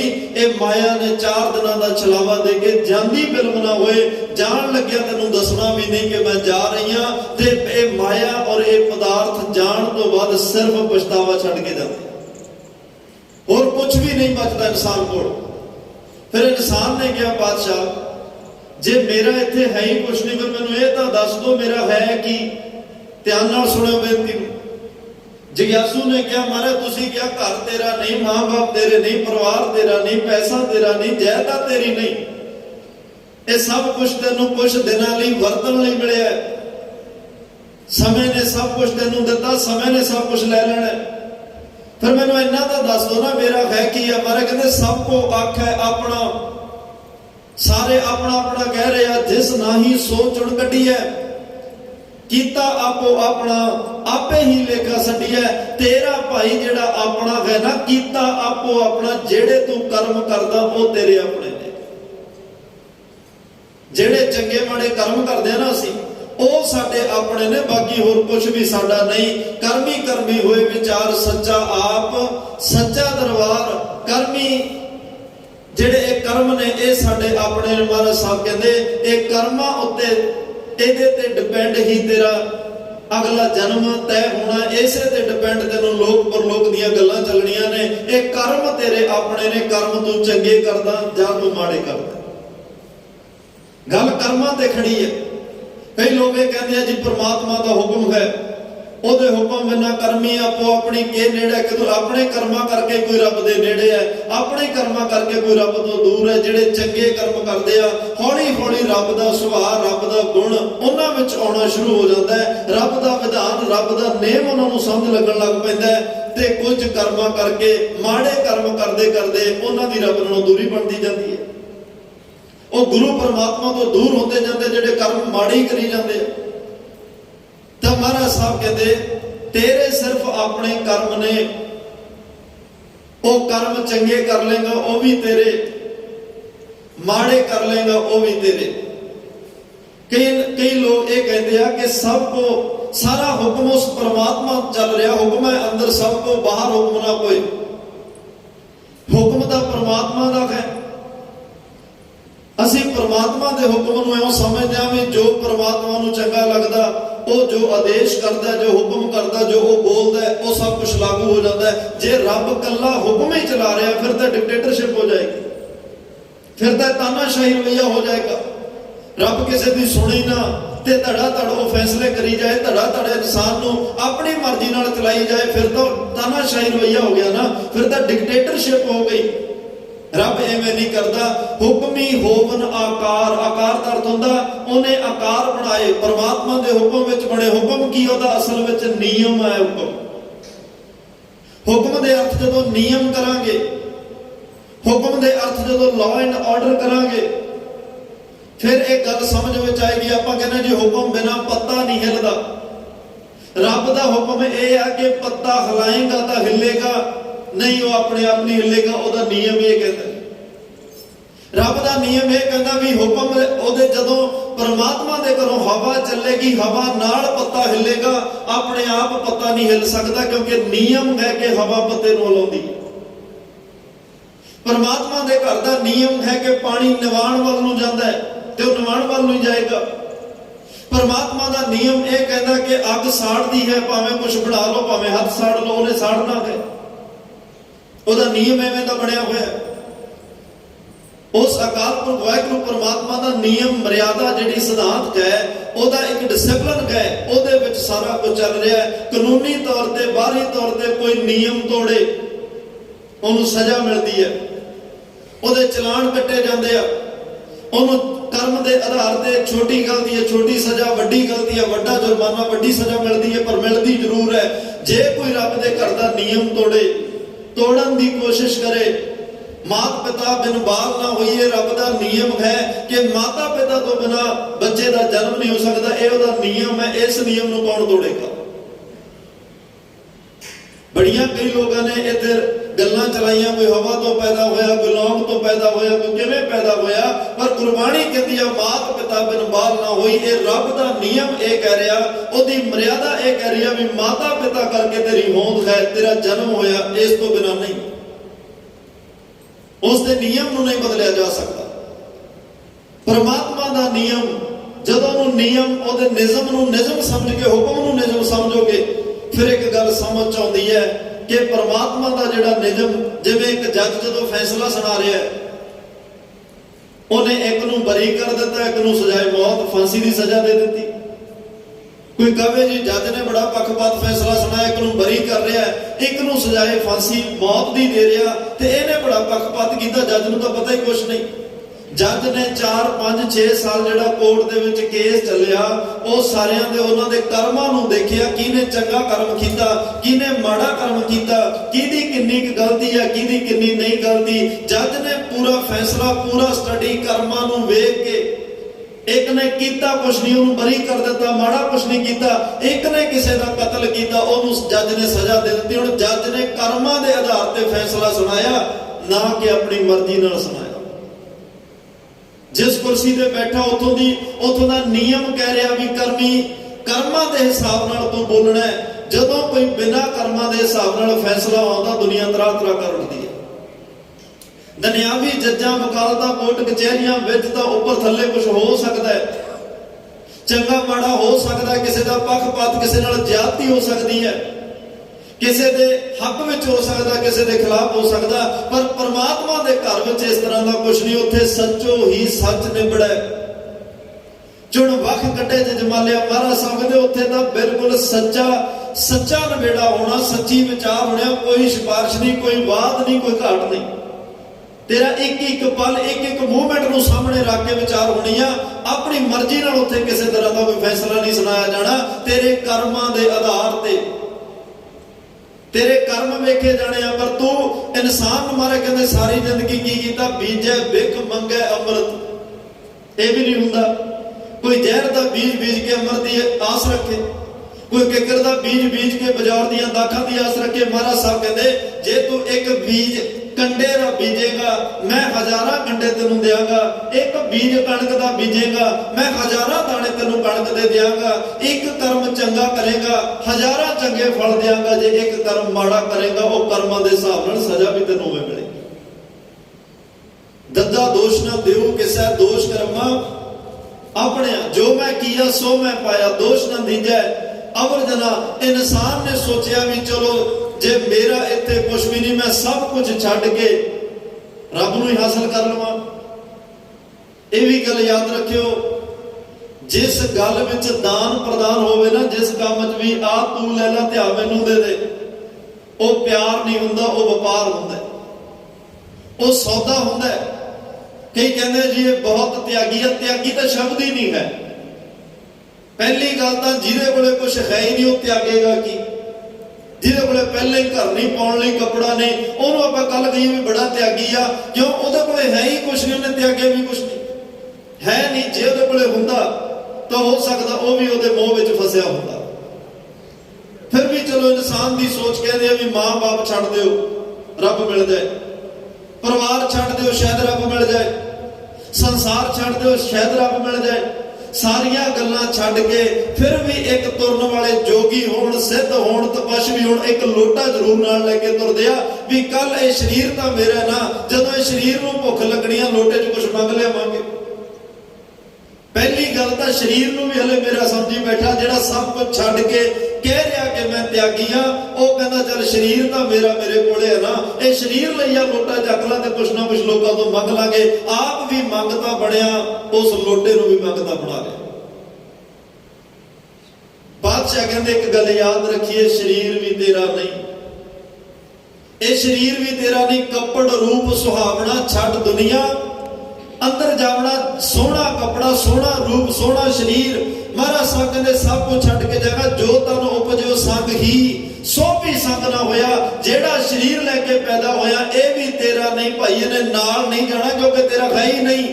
फिर महाराज नाल की जाना? कहते मंदा चंगा अपना आपे ही कीता पावना। मंदा चंगा, चंगे माड़े जेड़े कर्म ने वो तेरे अपने, उन्हां ने ही तेरे नाल जाना। वो कर्मां दे आधार ते सब कुछ तय होना है, वो कर्मां दे आधार ते सारा कुछ तय होना है। रब अपनी मर्जी नाल कुछ नहीं करता। मर्जी तो वो होंदी है जिहड़ी धक्के नाल किसी तो मनाई जावे। मेरा मन आए कहता मेरी मर्जी है भी तू भी आए कर, बंदे ने मजबूरी च कर लिया पर वो करना नहीं चाहता। रब मर्जी नहीं चलाता, रब ने तो एक नियम तय किया है, रब ने एक संविधान बनाया है। रब के घर का एक जिवें एक ਰਾਜ ਨੂੰ, ਇੱਕ ਦੇਸ਼ ਨੂੰ, ਇੱਕ ਸਟੇਟ ਨੂੰ ਚਲਾਉਣ ਲਈ ਕੈਪੀਟਲ ਹੁੰਦੀ ਹੈ ਨਾ, ਇੱਕ ਰਾਜਧਾਨੀ ਹੁੰਦੀ ਹੈ ਜਿੱਥੇ ਕਾਨੂੰਨ ਬਣਦਾ ਹੈ, ਜਿੱਥੇ ਸੰਵਿਧਾਨ ਬਣਦਾ ਹੈ, ਜਿੱਥੇ ਨਿਯਮ ਬਣਦੇ ਨੇ। ਉਹ ਕਾਨੂੰਨ, ਸੰਵਿਧਾਨ, ਵਿਧਾਨ, ਨਿਯਮਾਂ ਦੇ ਆਧਾਰ ਤੇ ਸੂਬਾ ਚੱਲਦਾ ਹੈ, ਦੇਸ਼ ਚੱਲਦਾ ਹੈ। ਤੇ ਇਹ ਪਰਮਾਤਮਾ ਨੇ ਸਾਰੇ ਸੰਸਾਰ ਨੂੰ ਚਲਾਉਣ ਲਈ ਵੀ ਇੱਕ ਨਿਯਮ ਬਣਾਇਆ, ਇੱਕ ਮਰਿਆਦਾ ਬਣਾਈ, ਇੱਕ ਉਹਨੇ ਸੰਵਿਧਾਨ ਬਣਾਇਆ ਹੋਇਆ, ਇੱਕ ਉਹਦਾ ਵਿਧਾਨ ਹੈ ਜਿਹਦੇ ਆਧਾਰ ਤੇ ਸਾਰੀ ਇਹ ਸ੍ਰਿਸ਼ਟੀ ਚੱਲ ਰਹੀ ਹੈ। ਜਦੋਂ ਵੀ ਮਰਿਆਦਾ ਤੋਂ ਕੁਝ ਬਾਹਰ ਹੁੰਦਾ, ਨਿਯਮ ਨੂੰ ਕੋਈ ਤੋੜਦਾ, ਦੁਨੀਆ ਦੇ ਉੱਤੇ ਪਰਲੋ ਆ ਜਾਂਦੀ ਹੈ, ਦੁਨੀਆ ਉੱਤੇ ਤੂਫਾਨ ਆ ਜਾਂਦੇ ਆ, ਦੁਨੀਆ ਉੱਤੇ ਭੁਚਾਲ ਆ ਜਾਂਦੇ ਜਦੋਂ ਕੋਈ ਛੇੜਛਾੜ ਕਰਦਾ, ਉਸ ਨਿਯਮ ਨੂੰ, ਉਸ ਮਰਿਆਦਾ ਨੂੰ ਤੋੜਨ ਦਾ ਯਤਨ ਕਰਦਾ। ਮਹਾਰਾਜ ਸਾਹਿਬ ਕਹਿੰਦੇ ਉਦੋਂ ਭਾਈ ਇਹ ਸਾਰਾ ਕੁਝ ਗੜਬੜਾ ਜਾਂਦਾ ਹੈ। ਪਰਮਾਤਮਾ ਦਾ ਨਿਯਮ ਇਹ ਕਹਿੰਦਾ ਵੀ ਇੱਕ ਆਕਸੀਜਨ ਔਰ ਹਾਈਡਰੋਜਨ ਦੋਵੇਂ ਅੱਗਾਂ ਨੇ।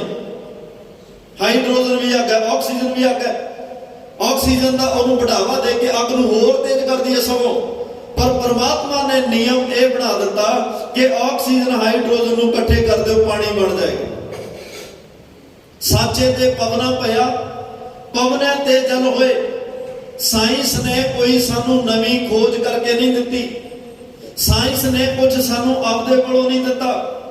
ਉਹਨੇ ਪਰਮਾਤਮਾ ਦੇ ਹੁਕਮ ਰੂਪੀ ਜਿਹੜੇ ਨਿਯਮ ਸਨ ਨਾ, ਉਹ ਨਿਯਮਾਂ ਨੂੰ ਰੱਬ ਦੇ ਘਰ ਦੇ ਬਣਾਏ ਹੋਏ ਸਾਰੇ ਸਿਸਟਮ, ਸਾਰੀ ਕੁਦਰਤ ਨੂੰ ਉਹਦੇ ਵਿੱਚੋਂ ਖੋਜ ਕਰ ਕਰਕੇ ਸਾਡੇ ਸਾਹਮਣੇ ਨਵੀਆਂ ਚੀਜ਼ਾਂ ਲਿਆ ਕੇ ਰੱਖੀਆਂ ਕਿ ਹੁਣ ਅਸੀਂ ਆਹ ਖੋਜ ਕੇ ਲੈ ਕੇ ਆਏ ਹਾਂ, ਹੁਣ ਅਸੀਂ ਆਹ ਖੋਜ ਕੇ ਲੈ ਕੇ ਆਏ ਹਾਂ। ਜਦੋਂ ਸਾਇੰਸ ਨੇ ਖੋਜ ਨਹੀਂ ਸੀ ਕੀਤੀ, ਰੱਬ ਦਾ ਨਿਯਮ ਉਦੋਂ ਵੀ ਕੰਮ ਕਰ ਰਿਹਾ ਸੀ।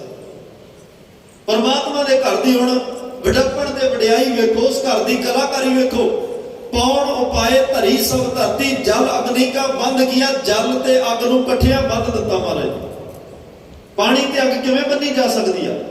ਪਰ ਰੱਬ ਦਾ ਨਿਯਮ, ਰੱਬ ਦਾ ਸੁਭਾਅ ਕੁਝ ਵੀ ਕਰ ਸਕਦਾ ਹੈ। ਉਹਨੇ ਜਲ ਤੇ ਅੱਗ ਨੂੰ ਇਕੱਠਿਆਂ ਬੰਨ ਕੇ ਰੱਖ ਦਿੱਤਾ। ਇਹ ਪਰਮਾਤਮਾ ਦਾ ਭਾਈ ਹੁਕਮ ਹੈ। ਹੁਕਮੀ ਹੋਵਨ ਆਕਾਰ, ਹੁਕਮ ਨਾ ਕਹਿਆ ਜਾਈ। ਉਹਦੇ ਘਰ ਦੇ ਐਨੇ ਨਿਯਮ ਨੇ, ਇੰਨਾ ਵੱਡਾ ਉਹਦਾ ਕਾਨੂੰਨ ਹੈ, ਇੰਨਾ ਵੱਡਾ ਉਹਦਾ ਸੰਵਿਧਾਨ ਹੈ। ਹਿੰਦੁਸਤਾਨ ਦਾ ਸੰਵਿਧਾਨ ਤਾਂ ਬੜਿਆਂ ਨੇ ਪੜਿਆ ਹੋਏਗਾ, ਅਮਰੀਕਾ ਦਾ ਸੰਵਿਧਾਨ ਬੜਿਆਂ ਨੇ ਪੜਿਆ ਹੋਏਗਾ, ਹੋਰ ਦੇਸ਼ਾਂ ਦੇ ਕਾਨੂੰਨ, ਕਾਇਦੇ, ਕਾਨੂੰਨ, ਨਿਯਮ ਬੜੇ ਲੋਕਾਂ ਨੇ ਪੜੇ ਹੋਣਗੇ, ਬੜੀਆਂ ਦੇਸ਼ਾਂ ਦੀਆਂ ਡਿਗਰੀਆਂ ਹਾਸਲ ਕੀਤੀਆਂ ਹੋਣਗੀਆਂ। ਪਰ ਮਹਾਰਾਜ ਸਾਹਿਬ ਕਹਿੰਦੇ ਰੱਬ ਦੇ ਘਰ ਦਾ ਹੁਕਮ, ਰੱਬ ਦੇ ਘਰ ਦਾ ਨਿਯਮ ਇੰਨਾ ਗੰਭੀਰ, ਇੰਨਾ ਵਿਸ਼ਾਲ ਹੈ, ਹੁਕਮ ਨਾ ਕਹਿਆ ਜਾਈ। ਉਹ ਕੁਝ ਕੁ ਅਸੀਂ ਤੁਛ ਮਾਤਰ ਖੋਜ ਕੇ ਸਾਇੰਸਦਾਨ ਕਹਿੰਦੇ ਲੈ ਕੇ ਆਇਆ। ਦੁਨੀਆ ਨੇ ਕੁਝ ਕੁ ਖੋਜਾਂ ਕਰਕੇ ਸਾਹਮਣੇ ਰੱਖੀਆਂ, ਪਰ ਇਸ ਤੋਂ ਵੀ ਪਰੇ ਬਹੁਤ ਕੁਝ ਪਿਆ ਜਿਹੜਾ ਬਿਆਨ ਹੀ ਨਹੀਂ ਹੋ ਸਕਦਾ। ਹਲੇ ਤੱਕ ਉਹਦੇ ਹੁਕਮ ਨੂੰ ਪੂਰਾ ਬਿਆਨ ਨਹੀਂ ਕੀਤਾ ਜਾ ਸਕਦਾ।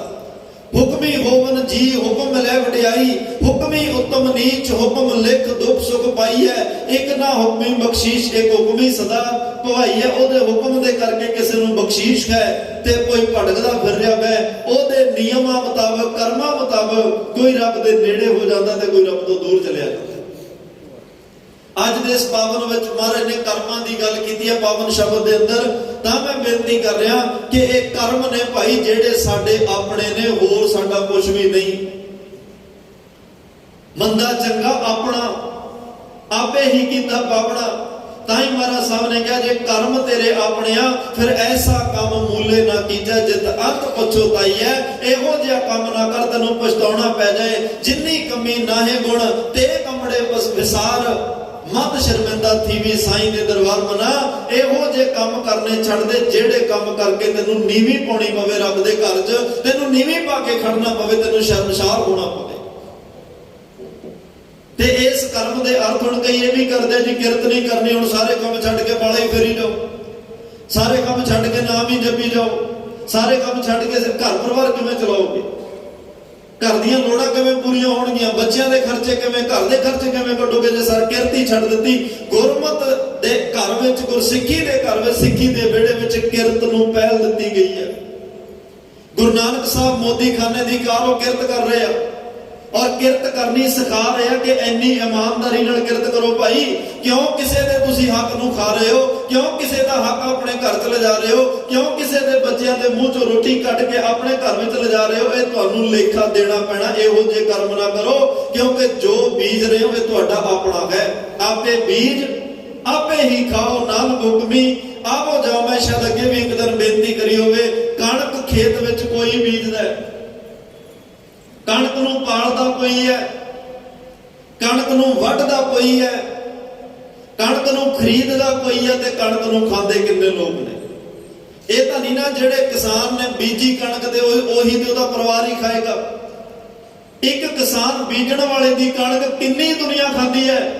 ਮਹਾਰਾਜ ਕਹਿੰਦੇ ਤਾਂ ਦੁਨਿਆਵੀ ਗੱਲ ਹੈ, ਪਰ ਆ ਸਰੀਰ ਖੇਤ ਵਿੱਚ ਜਿਹੜੇ ਕਰਮਾਂ ਦੇ ਬੀਜ ਤੂੰ ਬੀਜੇਗਾ, ਇਹ ਆਪੇ ਬੀਜ ਆਪੇ ਹੀ ਖਾਓ। ਨਾਨਕ ਹੁਕਮੀ ਆਵੋ ਜਾਓ, ਇਹ ਬੀਜ ਤੇਰੇ ਕਿਸੇ ਨਾਲ ਹੋਰ ਨਹੀਂ ਕਿਸੇ ਨੇ ਖਾਣੇ।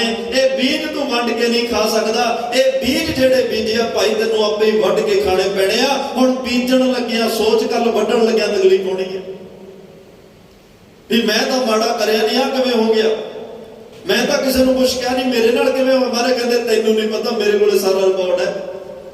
ਤੂੰ ਕਦੋਂ ਕਿਸੇ ਨੂੰ ਕੀ ਕਿਹਾ, ਕਿਵੇਂ ਕਿਸੇ ਦਾ ਦਿਲ ਦੁਖਾਇਆ, ਕਿਵੇਂ ਕਿਸੇ ਦਾ ਹੱਕ ਖਾਦਾ, ਮੇਰੇ ਕੋਲੇ ਸਾਰਾ ਕੁਝ ਲਿਖਿਆ। ਤੈਨੂੰ ਯਾਦ ਨਹੀਂ, ਜੇ ਮੈਨੂੰ ਪੁੱਛੇਗਾ ਮੈਂ ਯਾਦ ਕਰਾ ਦਿਆਂਗਾ। ਪਰ ਇਹ ਤੇਰੇ ਕਰਮਾਂ ਦੇ ਆਧਾਰ ਤੇ ਹੈ। ਚਿੱਤੈ ਅੰਦਰ ਸਭ ਕੋ ਵੇਖ ਨਦਰੀ ਹੇਠ ਚਲਾਇਂਦਾ। ਉਸ ਪਰਮਾਤਮਾ ਇੱਕ ਬਚਨ ਹੈ ਨਾ ਜੀ, ਨਦਰ ਉਹ ਪੱਠੀ ਜੇ ਕਰੇ ਸੁਲਤਾਨਾ ਕਾਹੋ ਕਰਾਇਂਦਾ। ਕਈ ਇਹ ਕਹਿੰਦੇ ਜੀ ਰੱਬ ਨਦਰ ਜਦੋਂ ਮੁੱਠੀ ਕਰ ਲਿਓ, ਸੁਲਤਾਨਾਂ ਨੂੰ ਘਾਹ, ਰਾਜਿਆਂ ਨੂੰ, ਸ਼ੇਰਾਂ ਨੂੰ ਘਾਹ ਖਵਾ ਦਿੰਦਾ ਤੇ ਰਾਜਿਆਂ ਨੂੰ ਮੰਗਣ ਲਾ ਦਿੰਦਾ। ਰੱਬ ਕਿਸੇ ਵੱਲੋਂ ਕਦੇ ਨਦਰ ਪੁੱਠੀ ਨਹੀਂ ਕਰਦਾ। ਇੱਥੇ ਉਹ ਪੱਠੀ ਹੈ, ਊੜਾ ਅੱਗੇ ਹੈ। ਇਸ ਬੇਨਤੀ ਨੂੰ ਧਿਆਨ ਨਾਲ ਸੁਣਿਓ।